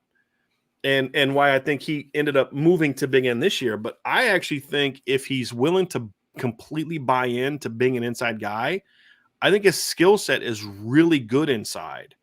I think the issue is for him, he doesn't always play with that sort of aggressiveness you need. At times he does. I mean, again, go back and watch the Wisconsin game last year.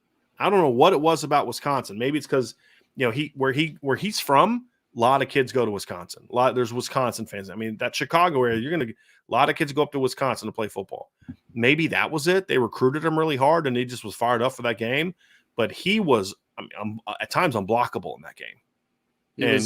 What was he? He's a Lake Forest kid, right? Same as Tommy Reese. Yeah. Mm-hmm. Yep. So, is he from Lake Forest? I thought he might have been. I could be wrong. Yeah, he's up from that area, Ryan. I think you could be right. Let me just look real quick because now all of a sudden I'm having second thoughts on it. Yeah, it's from he's from Lake Forest. Yeah, you're correct. For some reason, I was thinking something different. I was thinking their uniforms looked different, but no, they were the same. Yeah, blue and yellow, right? So that's the thing for me is I think he's got a ton of talent to fit that spot. I just don't think in his head he really bought into being an inside guy. And I think if he'll buy into being an inside guy, then I think he'll have a big jump. Because I think, honestly, he's the most talented guy they have coming back next year outside the freshman class, right? Of the guys that have played, right? So I'm like freshman class, redshirt freshman class. So take out Tyson Ford, Josh Burnham, Aiden Gobira, and the incoming freshmen, guys we haven't seen play.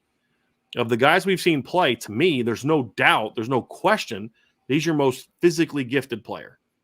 So if your D-line is going to be as good as it needs to be, then he needs to step up. I'll say that. That'll definitely feel good to say. He needs to become this guy. Can he become that guy? We'll see. We'll see. Because, again, no matter what our current opinion of him is now, I'm higher on him than Ryan is. We both agree he's here at best and needs to be here, but can be here. And that's the big question mark for me. So this is the issue right here. Somebody said JD looked like Joe Schmidt out there. He only looks like Joe Schmidt physically. JD Bertrand is 30 times the player that Joe Schmidt was. And I still can't believe people actually have this take, number one, and then feel comfortable enough actually speaking it into existence for other people to know that they have that take. Because the quality of football player between those two guys is like it's nuts to me that people say that. But he looks like Joe Schmidt physically. He's about the same size. JD Bertrand is a way better football player than Joe Schmidt was. And I still can't believe that people have that take. But I think that's something that hurts Joe Schmidt or JD Bertrand is because he looks like Joe Schmidt. Physically looks like Joe Schmidt. Yeah. I think that's something that hurts him. But he's a way better football player. Undersized weight linebacker. Yeah. He's a way better athlete than Joe Schmidt was. Like, there's still this thought that JD's not athletic. Like, folks, there's things that JD needs to get better at. He needs to tackle better, right? He needs to take on blocks a little bit better, a little bit more consistency. But JD Bertrand is an athletic kid. And I think you nailed the part of it right there that makes people think that. It's a short white linebacker. People just make assumptions because of that are just erroneous. And there's no other way to say it. I mean, it's not even close to being accurate. It's not even close to. I mean, one was a former walk-on for a reason, right? And one was a 4-star recruit. I mean, who was originally committed to Georgia.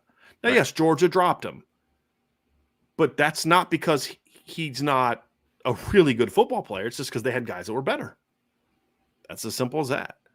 So some of the takes I get, boy, man, some of these takes are just puzzling to me, Ryan. Very, very, very, very puzzling. Got in here from Broke Neck Boy. Will we see more teams do what USC did by keeping the offense on the field and punting just to keep Notre Dame special teams off the field? Also, is Ohio State's cornerback pickup from Ole Miss a game changer? Let's answer the second one first. No, he's not. He's a good football player. I forget which high school in Jersey he was from. It's Davison. I forget how to pronounce his last name. Notre Dame recruited him a little bit. He's a good football player. I always thought he's a little bit overrated, to be completely honest with you, with some of the ranking profile he got late. He's a quality football player. Davison Igbenosin from Union, New Jersey. Oh. He's a quality player. That's a good pickup for Ohio State. He's long, very, very long. He's a lot like Ryan. He's a lot like Cam Hart size-wise because he kind of has a little bit of a safety build to him, a little thicker than your typical 6'2" corner. But I don't think he's a good player. Simple as that. He's a good player. Actually, he wasn't overrated. His ranking went down. He was outside the top 100 by everybody, which is about where he should be. Like top 150 to 200 kind of guy. So slightly overrated by some, but he was a quality player. It's a good pickup for Ohio State.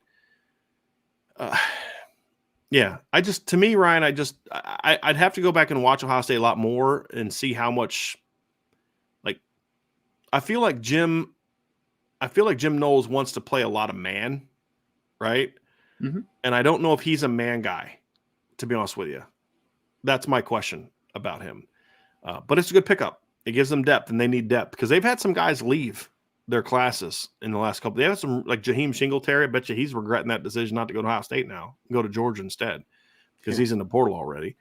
And then they had the kid this year, the Johnson kid this year from Florida that decommitted. And then they had another kid, was it Terrence Brooks, left their class in the 2022 class. He left as well. So they've had some big decommitments in the secondary last couple of years. So this is a good pickup for them. I don't know how good of a pickup it's going to be because he's got to show me he can be a pure man guy.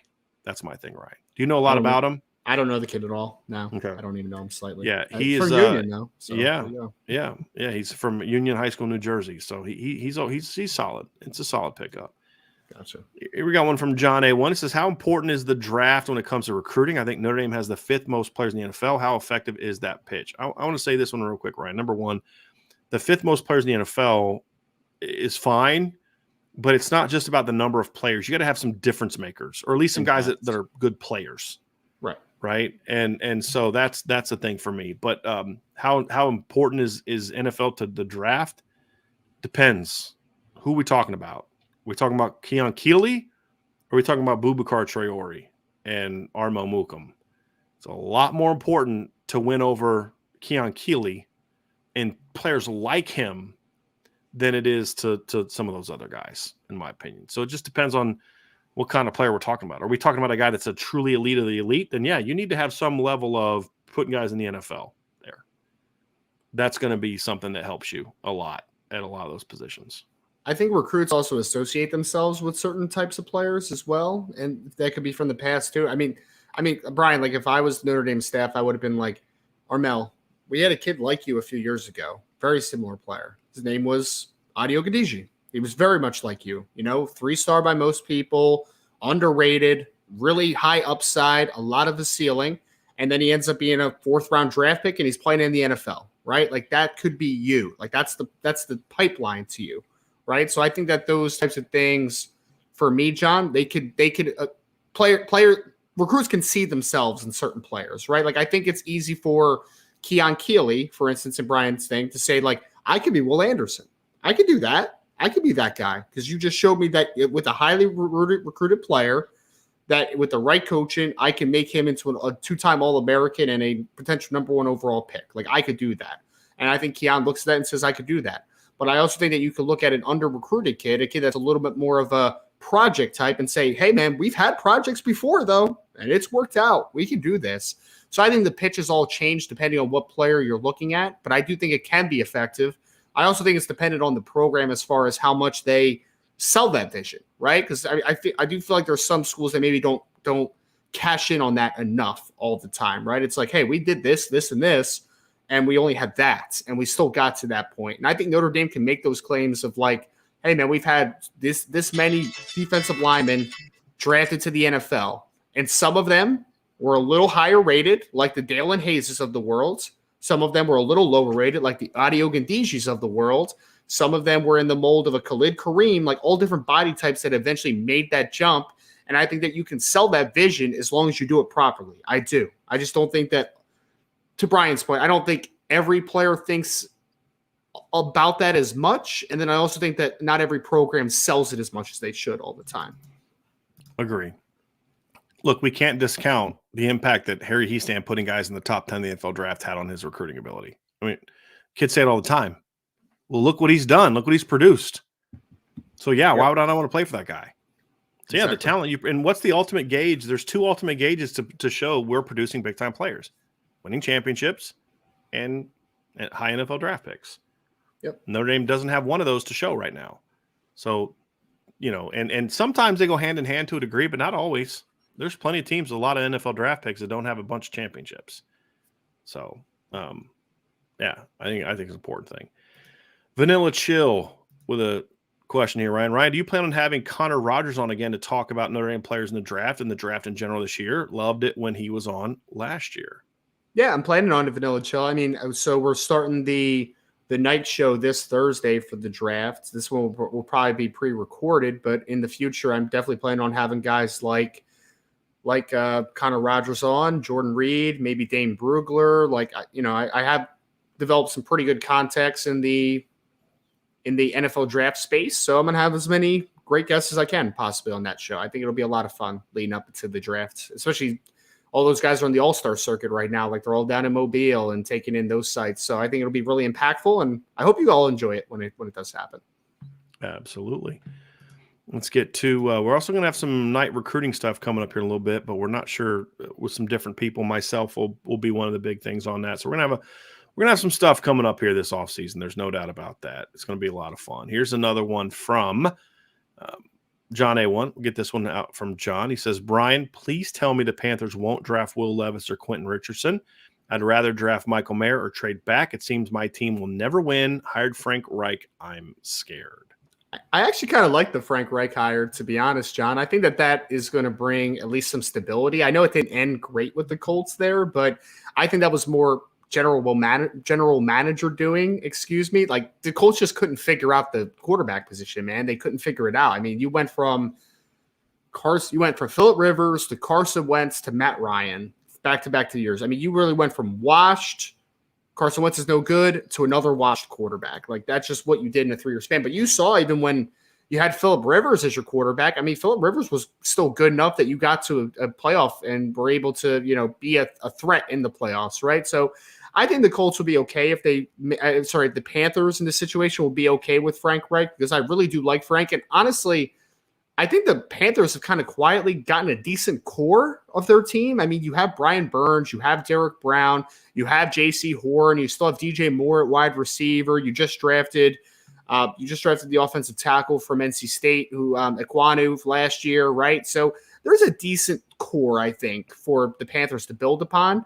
I can't promise you that the Panthers won't draft Will Levis or Anthony Richardson. I can't promise you that, because I think they had the 9th overall pick. So Bryce Young's going to be off the board. CJ Stroud's going to be off the board. But honestly, lucky for you, John, is that Will Levis will probably also be off the board. So it might be Anthony Richardson or passing on quarterback for a year, which that might not be the worst thing, because if you were a team that had maybe a quarterback that was still good, but was on the last couple years of his contract, or a guy that was, a couple years from retirement, right? And you said like, hey, we're going to take a shot at Anthony Richardson because we could be slow with him and we could let him develop for a year or two behind a really good player. I think that could be a reasonable outcome to take, or at least the option to take. But with where the Panthers are with no quarterback on the roster, I mean, you have Sam Darnold, and you tried the Baker Mayfield thing before you traded him away to the Rams or released him and the Rams picked him up. So I just don't think there was an option. So I think you're going to be forced to playing a different quarterback in 2023. So I don't think Anthony Richardson's the right fit for that scenario. But I ultimately think it won't be Will Levis because he'll be off the board at that point. One question we forgot to address, Ryan, in one of the previous Yeah. questions was the one about will teams do what USC did and have their quarterback punt? I would say maybe. Number one, it depends on, do you have a quarterback that can punt? Number one, I mean, Caleb Williams could clearly do it. Number two is you can only do that in certain situations. You can't do that from your own 20. Right. You can only do that when you're like near midfield or past midfield and things like that. So there's limit. Like, for example, Clemson could not have done that on the punt they had blocked for a touchdown because they were backed up deep in their own territory. I mean, Notre Dame would have still been like, yeah, they're not going for it on 4th and 10 here. You know what I mean? Like, we know something's coming, so we're gonna do something different. So, and then what do? You have your quarterback punt it from the end zone, and then okay, you don't get a blocked punt for a touchdown there, but you know what you do? Your punt returner fields it at the 45 and has 15 yards to run before anybody gets to him, because you know what I mean? Because you've got your offensive guys trying to run down a cover, and they're not used to that. So there's limitations to when you can do it. And yeah, it'd probably be smart for teams to do that, because somebody asked this question on Michael Johnson, who's a regular here, asked this question on the YouTube channel, like after a post-show question. He said, did Cincinnati block a lot of kicks? I'm like, yeah, they tied for the nation lead with 6 in his last year at Cincinnati, and then they had 7 this year. Now in 2021, it was a combination of punts and blocks, where this year was all punts. But this is kind of what Marcus Freeman hired Brian Mason to do, was be disruptive. And as we've said, there's 2 ways to be disruptive as a special teams unit. And this was the frustrating thing under Brian Polian. Block a kick or be so aggressive, assuming you're sound with it, that you force a lot of bad punts. And we saw that against Syracuse. They had the 1 blocked punt, but they had 2 shanked punts in that game as well that set Notre Dame, well, at least one set Notre Dame up for score. And so, yeah, if you're starting to get teams say, well, we're at our own 40, and so we're going to have our quarterback punted on 4th and 10, and Notre Dame knows it's coming, they're going to be able to have something back there to be able to set up that return, because, like, you're going to have 5 offensive linemen trying to cover a punt. You're going to have receivers who aren't used to tackling, and a quarterback and a running back trying to run down and cover a punt. We're going to be more prepared for that if it's coming, and then Notre Dame have answers, right? Part of the reason it worked against USC is because nobody done it before. By the 3rd time somebody does that, Notre Dame's got answers, right? And so that's part of it. That's part of it as well. So it's a good question. It was a very good question. And speaking of this one, here's same kind of similar topic. Salty Virginia Peanuts asks, with James Laurinaitis leaving, could Brian Mason add linebacker coaching to his special teams duties? It seems so, and I thought he had coached linebackers before. That gets him a raise and in line for a DC. Let me say this. Number one is, just because he coaches linebackers doesn't mean he can be a defensive coordinator. I have no idea of his ability to coordinate a defense. And just because you can coordinate special teams doesn't mean you can coordinate a defense. I'm not saying he can't. I'm saying we have no idea, number one. Number two, he coached Rovers, basically the Rovers of Cincinnati. And number three, my answer would be, I hope not, because I want him to keep doing what he's doing. I want all his time being spent on keep doing what you're doing on special teams. That's my answer to that. If you have to help out on defense to a degree, and this is, I think, a 180 from what I felt last year. Hey, you could use some coach. But after watching his special teams this year, I want him spending all his time cooking up ways to be even better on special teams, because, man, that's – and look, him getting a raise should be because he was the best flipping special teams coach in the country last year. And in one game where they got matched up against another team with good special teams, Brian Mason's unit had the bigger impact, in my opinion. So, yeah, I'm not having him distract from that, and his pay raise should already be on the way, right? I mean, that should already be there, in my opinion. Let's get to the next one. Ryan, you have a thought on that? I mean, I don't know enough about his background as a coach to say like, yeah, he could be a linebacker coach. I mean, you said he coached Rovers. Like, I just don't know. And it's like one of those things where Coach Freeman would know a lot better than me on what the acumen of his intelligence when it comes to coaching linebackers would be, right? Like, I personally just don't know enough about him to say he should be a linebacker coach. He can't coach linebackers. I have no idea what his background is in that sense. All right, let's get to Irish Chi-Town says, what do you think of Notre Dame bringing in Bobby Howard or Manti Te'o as a GA? Well, number one, I don't think Bobby Howard would be eligible for that because it's like a number of years since you've been removed from high school from your playing career. I think Bobby Howard's pretty far past that. Is Bobby Howard coaching somewhere now? No idea.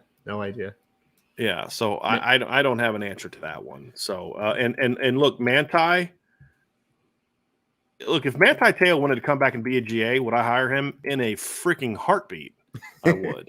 Yeah. I just don't know if that's something Manti wants to do. And from what I was told, I don't know if that's something that Manti's wife would necessarily want him to do. But sure. I honestly feel like, I don't know if you agree with this or not, but the whole James Laurinaitis thing too, I feel like having a guy like James Laurinaitis in the room can make some coaches lazy. I'm not saying that necessarily happened, but I'm saying that it's easier to just kind of sit back and be like, hey, man, he could sell it, right? Like, he could sell it. I think this could be kind of a kick in the butt to say, like, hey, yeah, we're going to bring in another GA, but it's not going to be a high-profile guy that can take all the recruiting off of your plate, right, for instance. And right? coaching off of your plate. Yeah, right. Like, you got to do that, right? That's what you're getting paid for. The GA can come in and help you, and he can come and be an asset to the coaching staff, but I think this might be an opportunity to just kind of be like, hey, man, this isn't a free pass, like a little kick in the butt and be like, hey, let's get going now here. Well, you looked at it from the recruiting standpoint. I'm looking at it from the team coaching standpoint.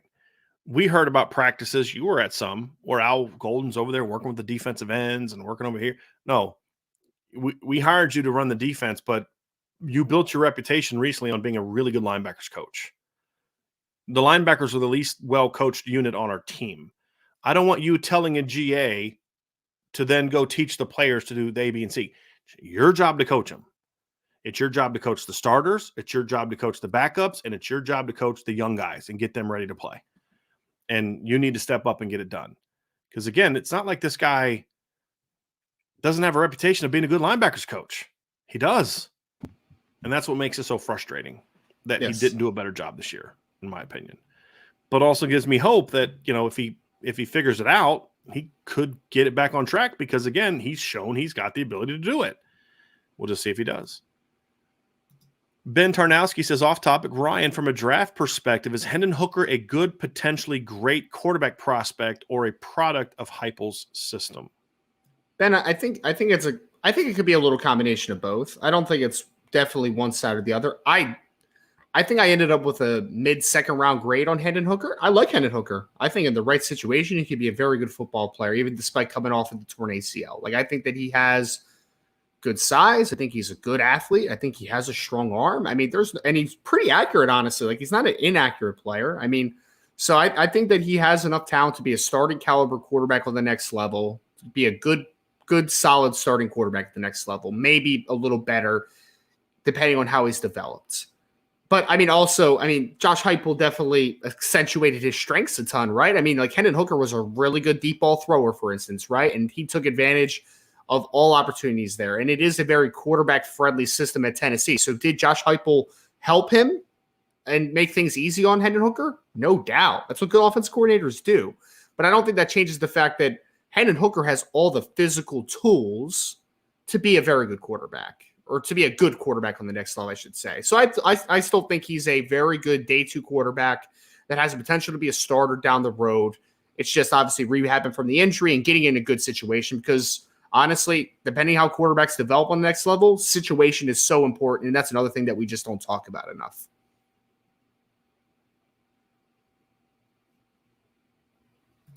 Rob, I was going to ask this one, Ryan. Says, guys, do you think they will be more man-to-man this coming year? And please describe the traits of a man corner versus zone when one looks at recruiting. Number one, it's hard to get more man than Notre Dame was last year. I mean, there's not a lot more man that you can play. They were a heavy man team last year. I don't think that'll change. If anything, you may see them do more hybrid coverages and more zone at times. If anything, Ryan. Not going more man because they were a very – you go back and watch the Clemson game, I can't think of a snap that Benjamin Morrison wasn't in press by yourself man coverage. Because that's what those guys give you, man. I mean, I think if anything, Brian, as you get more and more of those types of cats, right, if you're in a situation down the road where – or even this year where you have some more man-to-man cover type of players on the field, like if you get They're two starting outside guys, and then maybe a Chance Tucker gets on the field, or a Christian Gray gets on the field, or Ryan Barnes gets on the field, like whoever it is. You could also play some match cover stuff too, right? Where it's like, it looks like zone, but then it becomes man depending on what the team is running against you, right? Where it kind of becomes. You talking about that like old pattern match stuff that Bama used to do all the time? Okay. Yep. That's becoming so much more influential, not even in the NFL, but in college now. Like a lot more teams are running that type of stuff. And that pattern match man stuff, I think could be something that Notre Dame maybe looks to, because if they have guys it's a zone across defense, it turns into man is essentially 100%. The best way to describe it to a layperson is that it's I'm playing man of the guy that comes into my zone, basically. Depending on what this guy does, I'm going to either cover him or I'm going to pass him off and cover that guy.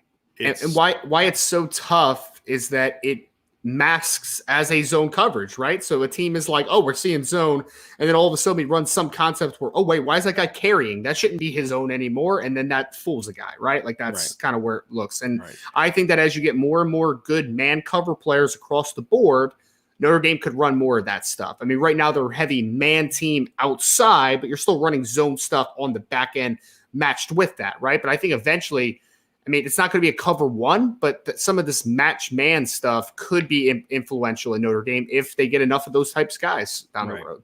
So what do we look for when we talk about a man cover guy? Because I think, look, anyone with any kind of length at all and any kind of feel for the game can be a zone guy. I think it's harder to find the guys that have the man traits. So what do we look for? Right? That sounded funny. There's fewer and fewer people that have man traits nowadays. That's a different conversation for a different day. Man coverage traits. I think the first one, Ryan, is you've got to be, and this is very underrated, you need to have some length, and you need to have great feet, and you have very loose hips. Yes. And because now, not every great man player is someone who's a press guy. Champ Bailey is one of the best man cover corners I've ever seen. Champ almost never pressed, right? Because he didn't have to. He was so fast that he could kind of come down and play in different ways. He played a really weird version of man that you can only play when you're Champ Bailey because you're that good. Am I correct on that? I know that's how he was with the Broncos. Yeah, you are. But a lot of man it's some kind of press or tight man, meaning you're going to be 3, 4, 5 yards off, but you're playing an aggressive coverage. You've got to have quick feet. You've got to be very efficient with your footwork, right? I mean, it's 1-2 turn type of stuff. You've got to have great hand-eye coordination, because your ability to press with your hand while then moving your feet and hips, doing something different, that's where a lot of corners get in trouble. They don't have great hand-eye coordination. So when they press, their feet stop, or they're just not as clean technically. And so I think that's it. Your transition speed is really comes from your feet and your hips. If you have clean. So when we talk about a guy being tight, it's just, the guy's just, he can't open up and run. And we've used this example in a show before, Ryan, where you talk about what's the difference between a loose athlete and a tight athlete. It's Tavon Coney versus Drew Tranquil. We're at Pro Day, and they do a drill, and DBs will do this, where you're backpedaling on a line. So you're like the 20-yard line. And the coach will point to a direction, and your job is to flip your hips and come back, and then flip your hips and come back. And they'll point to different directions. Sometimes they'll point the same direction. And what you want a guy to do is to stay right in that line. Flip, stay, flip, stay, flip, stay. That's a guy that's got really loose hips. A guy with tight hips, when he flips, he's going to come off the line. And he's going to come off the line. Tavon Coney turned that into a zigzag drill. It's not supposed to be a zigzag drill. Why? Because he's got really tight hips. And he's a tight athlete. And where Drew Tranquil was just like staying right on that line, flipping his hips, and bam, he was money. And that's why one guy who was a great college player is one of the reasons Tavon Coney's not in the NFL right now. And Drew Tranquil is a pretty good linebacker from what I understand from talking to people. He's a pretty good linebacker. Again, don't watch the NFL. So, but I watched the playoff game and he looked pretty good. I do watch the playoffs. So that's it. And then there's the other parts of it, right? So that's all within the little press area. Then you've got to be someone who has a great feel, right? Because there's a lot of guys that they don't feel. And what I mean by feel is when you're in man, you're looking back and you've got to kind of be in position where you kind of feel that guy behind you. Now, if you've got to be someone who understands proper technique and leverage, and some guys haven't, some guys don't. And then the other part of the feel thing is when you're looking back for the football, you got to still be with the receiver. And that's where a lot of corners get in trouble, Ryan, is when they look back for the ball, they lose the receiver. And that's what makes Benjamin Morrison so special, in my opinion, is because when he looks back for the ball, he stays on you. And that's what the great ones do. And that's what Cam would have issues with, is when he'd look back for the ball, he'd kind of lose the receiver a little bit. And then, of course, if you have to have some length. You can't be a man cover guy and be 5'9" with short arms unless you are just a 4'2" and a 45-inch vertical guy. You know, I think it's hard to do that.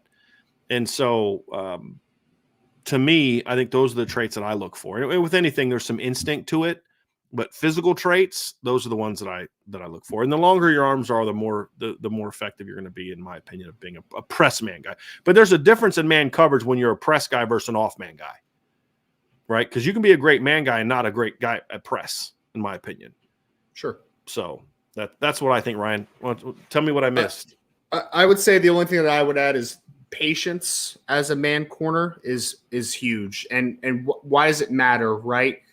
Because the more patient you are, the less that you're going to get out of position, right? You break on a slant and then the guy hits it and it's a sluggo, or, you know, kind of bends it back and then just runs to the corner, like those types of things.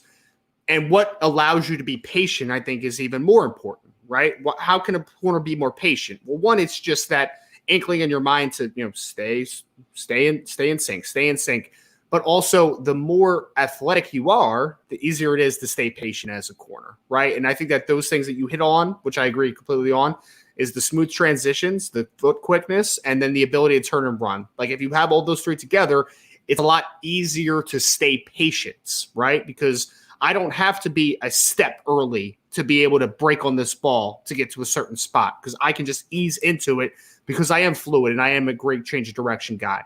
Because if you are one of those guys that needs to break early, that's the guys that usually get out of position. That's where a guy will just break it off and then just turn into a little speed out or something like that. So I think everything you mentioned as far as physical traits, absolutely. The ability to stay attached down the field, 100%. And I would just add the ability to stay patient in your pedal is a huge thing. There's one thing I didn't mention either. To be a great man guy, you have to be able to run. You have to have speed. Absolutely. Because there's going to be times with patience, with length, with technique, with feet, you're going to get beat at the line. Mm-hmm. Cooper Kupp's going to embarrass you off the snap. Jerry Rice is going to beat you at the line, right? Jerry Rice and Deion Sanders had some great battles back in the day. Deion won some, Jerry won some. But the reason Deion was able to kind of play Jerry better than most people is because even when Jerry beat him, he was fast enough to recover. and there has to be a little bit of that as well. This guy beat me. 4.2 speed never hurts. 4.2 right. speed never this hurts. guy beat me. I got to be fast enough, or in Cam Hart's situation, fast and long enough to where even when you're beat a step, you're so dang long that you're still in position to be able to make that play. So that's another one as well. Let's get to just a few more of these. We're kind of getting close to wrapping it up, Ryan. Here's one for you, Ryan, from Milton Fan 15. Where are things with Gearby Lambert? Yeah, I mean, he's a player that obviously the staff wants to get back on campus here pretty soon, Milton Fan. They're hoping obviously over the spring or summer. But things are in a good spot with Gearby, right? Gearby, I think, really likes Notre Dame and is high on Notre Dame. I know that the staff is obviously equally as high as him on him. He's one of their main targets at the offensive tackle position. I think he's one of the more important players on the offensive side of the football for Notre Dame to land in this cycle, because he is a true left tackle type at the next level, in my opinion. The length, athleticism, he's got all the tools. A little bit raw, but he's got all the talent to be that blindside protector. And he obviously comes from the same school as 2023 defensive end signee Boubacar Traore. So I think Notre Dame's in a very good spot. Get him on campus, start to really get near the end in that recruitment. I think they'll be in a really good spot. It's just, obviously they want to get him back on campus over the next couple months. Next one here we have from Keith Wiegand. Ryan, here's one for you. How do you guys compare Anthony Specca to Cole Sullivan? Just real quick for all of y'all. These guys are both at Central Catholic in Pittsburgh, correct, Ryan? They're teammates in high school, same high school as Donovan Heinisch and Kurt Heinisch, obviously, and David Adams was a linebacker that came to Notre Dame. And DeMar Hamlin also was a teammate of theirs as well in high school that Notre Dame also recruited before he went to Pitt. So Anthony Specca recently committed to Penn State. He had a very early offer from Notre Dame. Notre Dame backed off. Cole Sullivan is a guy that just now got offered by Notre Dame recently. So I just want to give some background to those two. And Ryan, you can now answer the question. Yeah, I know somebody asked this on the board earlier, and I actually forgot to watch a little bit more of Cole Sullivan, so I just did that a couple hours ago, actually. So how do they compare, Keith? And they're not comparable at all, in my opinion, right? Like Anthony Only thing Speck they have in is common, they both play linebacker. yes, both played linebacker at the same high school. That's Sure. where it ends. Very Anthony different Speck, players. yes, Anthony Speck is a 6'1" and a half, 225-ish pound linebacker who has the potential to be a little bigger. He's going to be probably around 235 pounds. He's a true inside linebacker. Like he's a very instinctive kid, not incredibly athletic, solid athlete overall, right? But he's a guy that's going to make his living off of being in the right spot more often than not. But he's a true inside player. You don't want him to stray out in space a ton. Cole Sullivan basically plays rover in their system, right? He's about a 6'2" and a half, 6'3" kid.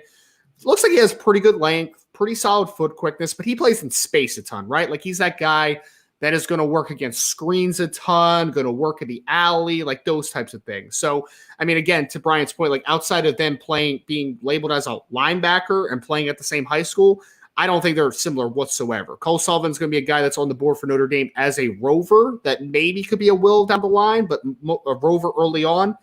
Anthony Speck was a pure Mike on the next level. Like that's what he is. He has to stay in the middle of the defense. Cole Sullivan's a little bit more versatile, but also, I mean, I question the upside a little bit with Cole Sullivan. I think he's a good player for sure, but I just don't know if he's a tremendous impactful player. He's a good rover type, though, in my opinion. Lance Hab has a question here. Ryan, what's the latest on Deshaun Warner out of Arizona and David Palapele? He's now – here's the thing. David, he announced Lance, he announced this week he's not going to IMG. Yep. He's going to stay in Pennsylvania. So, Ryan, what's the latest with those two guys? There's really not a lot going on right now. No, I mean, Deshaun Warner was a kid that they were out to see pretty recently over the last couple weeks.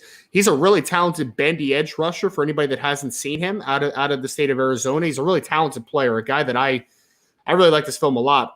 So Notre Dame's obviously keeping close tabs until they get on campus. It doesn't really matter, though, for being honest, right? So we'll see what happens in that department.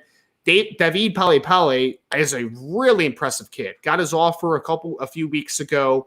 He's a 6'2", 305 pounds, nose that could also play 3-tech a bit. He's played on the edge for his school out there in Pennsylvania.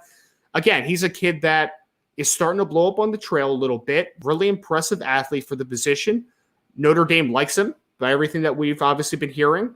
So I think that there's going to be interest on that side. It's just about, again, let's get him to campus, right? Let's let him experience the Notre Dame side of things. But I think he's a really intriguing player to keep a close eye on. I think Deshaun Warner is a really interesting player as well, but I really think that for the Notre Dame perspective, Palapele is a guy that I think everyone should keep close eyes on because I think he is a player that the staff likes a ton. Here's an interesting one, Ryan, and I can give my answer first, and then you can give yours next. But it says, MT41 asks, who did you have graded higher coming out of high school, Blake Fisher or Charles Jagasaw? I actually had Charles Jagasaw graded higher, personally. I think Blake was a big, physical, massive kid, outstanding high school player, but Blake had more to work on for me.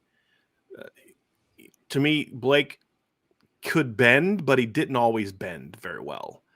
Sure. It was a technical thing. He needed work there. I think Blake has very good feet for his size, and Charles has better feet than Blake did coming out of high school. Now, as juniors, I had Blake higher as juniors. Charles Jagasaw was outstanding as a senior. I mean, and Blake to me can play left tackle. I always felt he was more of a right tackle. And I've always been obsessed with the thought of Blake being a guard because I just think he could be a truly special elite guard. And I feel similarly about Charles Jagasaw. But I just felt like Charles just looked more if you look at the grade, I have a point system, and if you fit into you got to get to a certain points to be a 4-star, 4.5, 5. It's not like a gut feeling thing. Charles was like 5 points within the 5-star range. Blake was like 5 points outside of it on a scale where they're both in the 700s, right? So it was very close. I just felt like Blake's inconsistent pad level and the fact that, to me, Charles has just better lateral quickness, better foot speed are the two things that separate them. But in a lot of ways, they're very similar. And they're both outstanding, but I have Charles just slightly higher than Blake. Ceilings are very similar, all of that. I just think that to me, I had Charles just a little higher. Yeah. And I mean, obviously, I didn't grade Blake when he came out, right? So I can only speak to what I have from Charles. And I mean, I thought Charles was a 5-star as a senior. Same. I really did. I liked him a lot as a junior because you could see all the talent that he had. You know, the size, the length, the explosiveness. He plays with really nice bend, to your point, too, right? And all that stuff is great. But I think as a senior, you saw a lot more comfort at the left tackle position. He moved over from right to left tackle as a senior, and I thought he looked comfortable. I thought the game really slowed down for him, and I had no questions after watching his senior film whether he was an offensive tackle or not. Like after the junior year, I was like, he could play right tackle, but I think he could be a great guard. After watching his senior film, I'm like, kid's a tackle that could also play guard if he felt like it. Like, you know what I mean? Like that's what I see from Charles now. I think Charles is going to be an impressive player at Notre Dame, man. I saw him at the All-American Bowl down in San Antonio. Wasn't able to participate, but fellas, I'm telling you, man. Fellas and ladies out there, I made that mistake yesterday, just in case. I apologize. We have a lot more ladies that listen to the show than you'd realize. Which I realized that yesterday. I was like, oh, sorry. Yeah. But they just don't comment in the chat a lot, which is I would like for them to do so more. Yes. I think Katie Keevers is one of the few ladies that actually comments during the show. So yeah, ladies, let's get us some questions. Let's talk some ball. But anyway, yes, absolutely. Please, Ryan, continue. Oh no. Yeah. No, I mean, but he's up to 325 pounds and he does not look like it's not bad weight, you know, he's just a big kid, man. And like he's probably measuring about the same as Blake Fisher as far as being 6'6", being 325 to 330 pounds, somewhere in the ballpark. But Charles just has one of those frames where I think he could legitimately hold 335-ish and it would just look comfortable, right? Like it doesn't look like it's straying off of his weight or that he's putting bad weight on. So I think that he is an impressive kid that's going to be an offensive tackle at Notre Dame, could be a blindside protector, I think. And he's just going to be a real good football player, man. I think his upside is just – I mean, I think he had an argument. If he would have went to the All-American Bowl, Brian, for some, I think there was a legitimate case that you could have said Charles Jagusah was the best offensive tackle in 2023. I think he had that type of conversation piece. Yeah, he's really good. He's really good. We're going to talk about offensive tackles as the next question, Ryan. Brian, can I throw one note in there without saying names? I did overhear a conversation down in San Antonio where someone literally said from one of the major recruiting platforms that if Charles Jagusah was able to play down there, that they would probably have bumped him to a 5-star just based Which on is his stupid. Yes, I That's know. Stupid. I know it is. That's the dumbest thing that anyone like. If you don't know what he is by the time you've watched 3 years of high school film, or in his case, 2 years of high school film. Who cares what he does in January at a freaking all-star game that's supposed to be fun for these kids? It's the dumbest thing oh my God. I know that happens every year and I know they have that mentality, but that's just stupid. Like what? So what, let's say he had a great week. Does that trump what you saw from him in games on film? This is the dumbest thing I've ever heard of. Just repeat what I heard, man. Just repeat so it. Dumb. So dumb. Archer 452, Ohio State guy, says, speaking of Senior Bowl, DeJuan Jones measured the largest wingspan in the history of the bowl. That man is massive. Almost a 90-inch wingspan. I know you got some opinions on DeJuan Jones and how he showed up at the Senior Bowl. Yeah, I mean, I have some mixed feelings on it, man. Archer, I mean, first and foremost, my man had 36-plus inch arms and a nearly 90-inch wingspan, right? So just massive dude. 6'8" and 1/8", I think he came in at. I honestly was just very disappointed. And I talked to Brian before the show started. Why did he get back up to 375 pounds? Why? I honestly was a little infuriated by it because you had heard that he had gotten down to about the 350 range for this season, right? And honestly, his 2022 film was a whole lot better than 2021. So I was like, cool, man. That's awesome. But then to the biggest job interview of your life, you showed back up at 375 pounds. It's a bad look to me, man. It's a really bad look. So yes, he still has, for his size, he has really impressive foot quickness for his size. Not a lot of bends because he's tall and he's a little out of shape, right? But he has decent foot quickness for his size and he's a massive human being. There's no doubt. But I still just, why are you 375 pounds? For what reason? There's no reason to be that big. be 350 like you were supposedly, or maybe he actually wasn't 350 and people lied about it. I don't know. But either way, I was very disappointed to see that he came in at 375 pounds. So is that really how big he was? Was that like 6'8" and 8, 375 pounds, 36 and some odd inch arms, 89 and something wingspan. Yeah. Yeah, I'm looking at now. Yeah, 6'8", 375, 11 and 3/8 quarter hands. That's freaking huge. Yes. Yeah, 89 and a half wingspan. That's nuts. Yep. Yeah, that's really nuts. 375 pounds. Yeah, that's not good. Yeah, I mean, my question is just, why are you that big? You just don't need to be. I mean, because you've been now training for over a month, right, for this event, and it's just like, you just don't need to be that big. You just don't. Right. Especially because you were supposedly 350 during the season. So if you gained 25 pounds since the season, has that happened? That's not a good look, man. Yeah, I'd want to see what he looked like. I just, you know, but yeah, I get your point. Here's two interesting questions we're going to finish up on. One is from Beefeater Indy 08. What happens to Stetson Bennett's, and I know you have a strong opinion on this one, Ryan. Yeah. What happens to Stetson Bennett's draft stock after getting picked up for public intoxication? It's not just the public intoxication stuff, Toe Jam, because honestly, people make mistakes, right? I mean, He was out partying. He made a dumb decision. Okay. He's of age. Yes. Right. He's 25 years old. Yes. He wasn't driving. My understanding is he wasn't driving. To me, that's different. It was public intoxication. Right. Yeah, exactly. So that, though, was on the back of the fact he felt that he didn't need to go to the Senior Bowl. Okay, we'll talk about that. That's a conversation piece, right? But then I'm also hearing, and I mean, it's out there in the universe, so it's not like a inside scoop, but there's been some inconsistencies from how he maybe has been approaching conversations with scouts. So everything put together, just piling up here on the fact that he's already a 5'11" quarterback with modest athletic tools, I don't think he's going to get drafted. I don't. I question if he really wants to even be a pro. I mean, honestly, it's just kind of thing after thing is kind of stacking up right now. So I honestly don't think Stetson Bennett's going to get drafted at this point.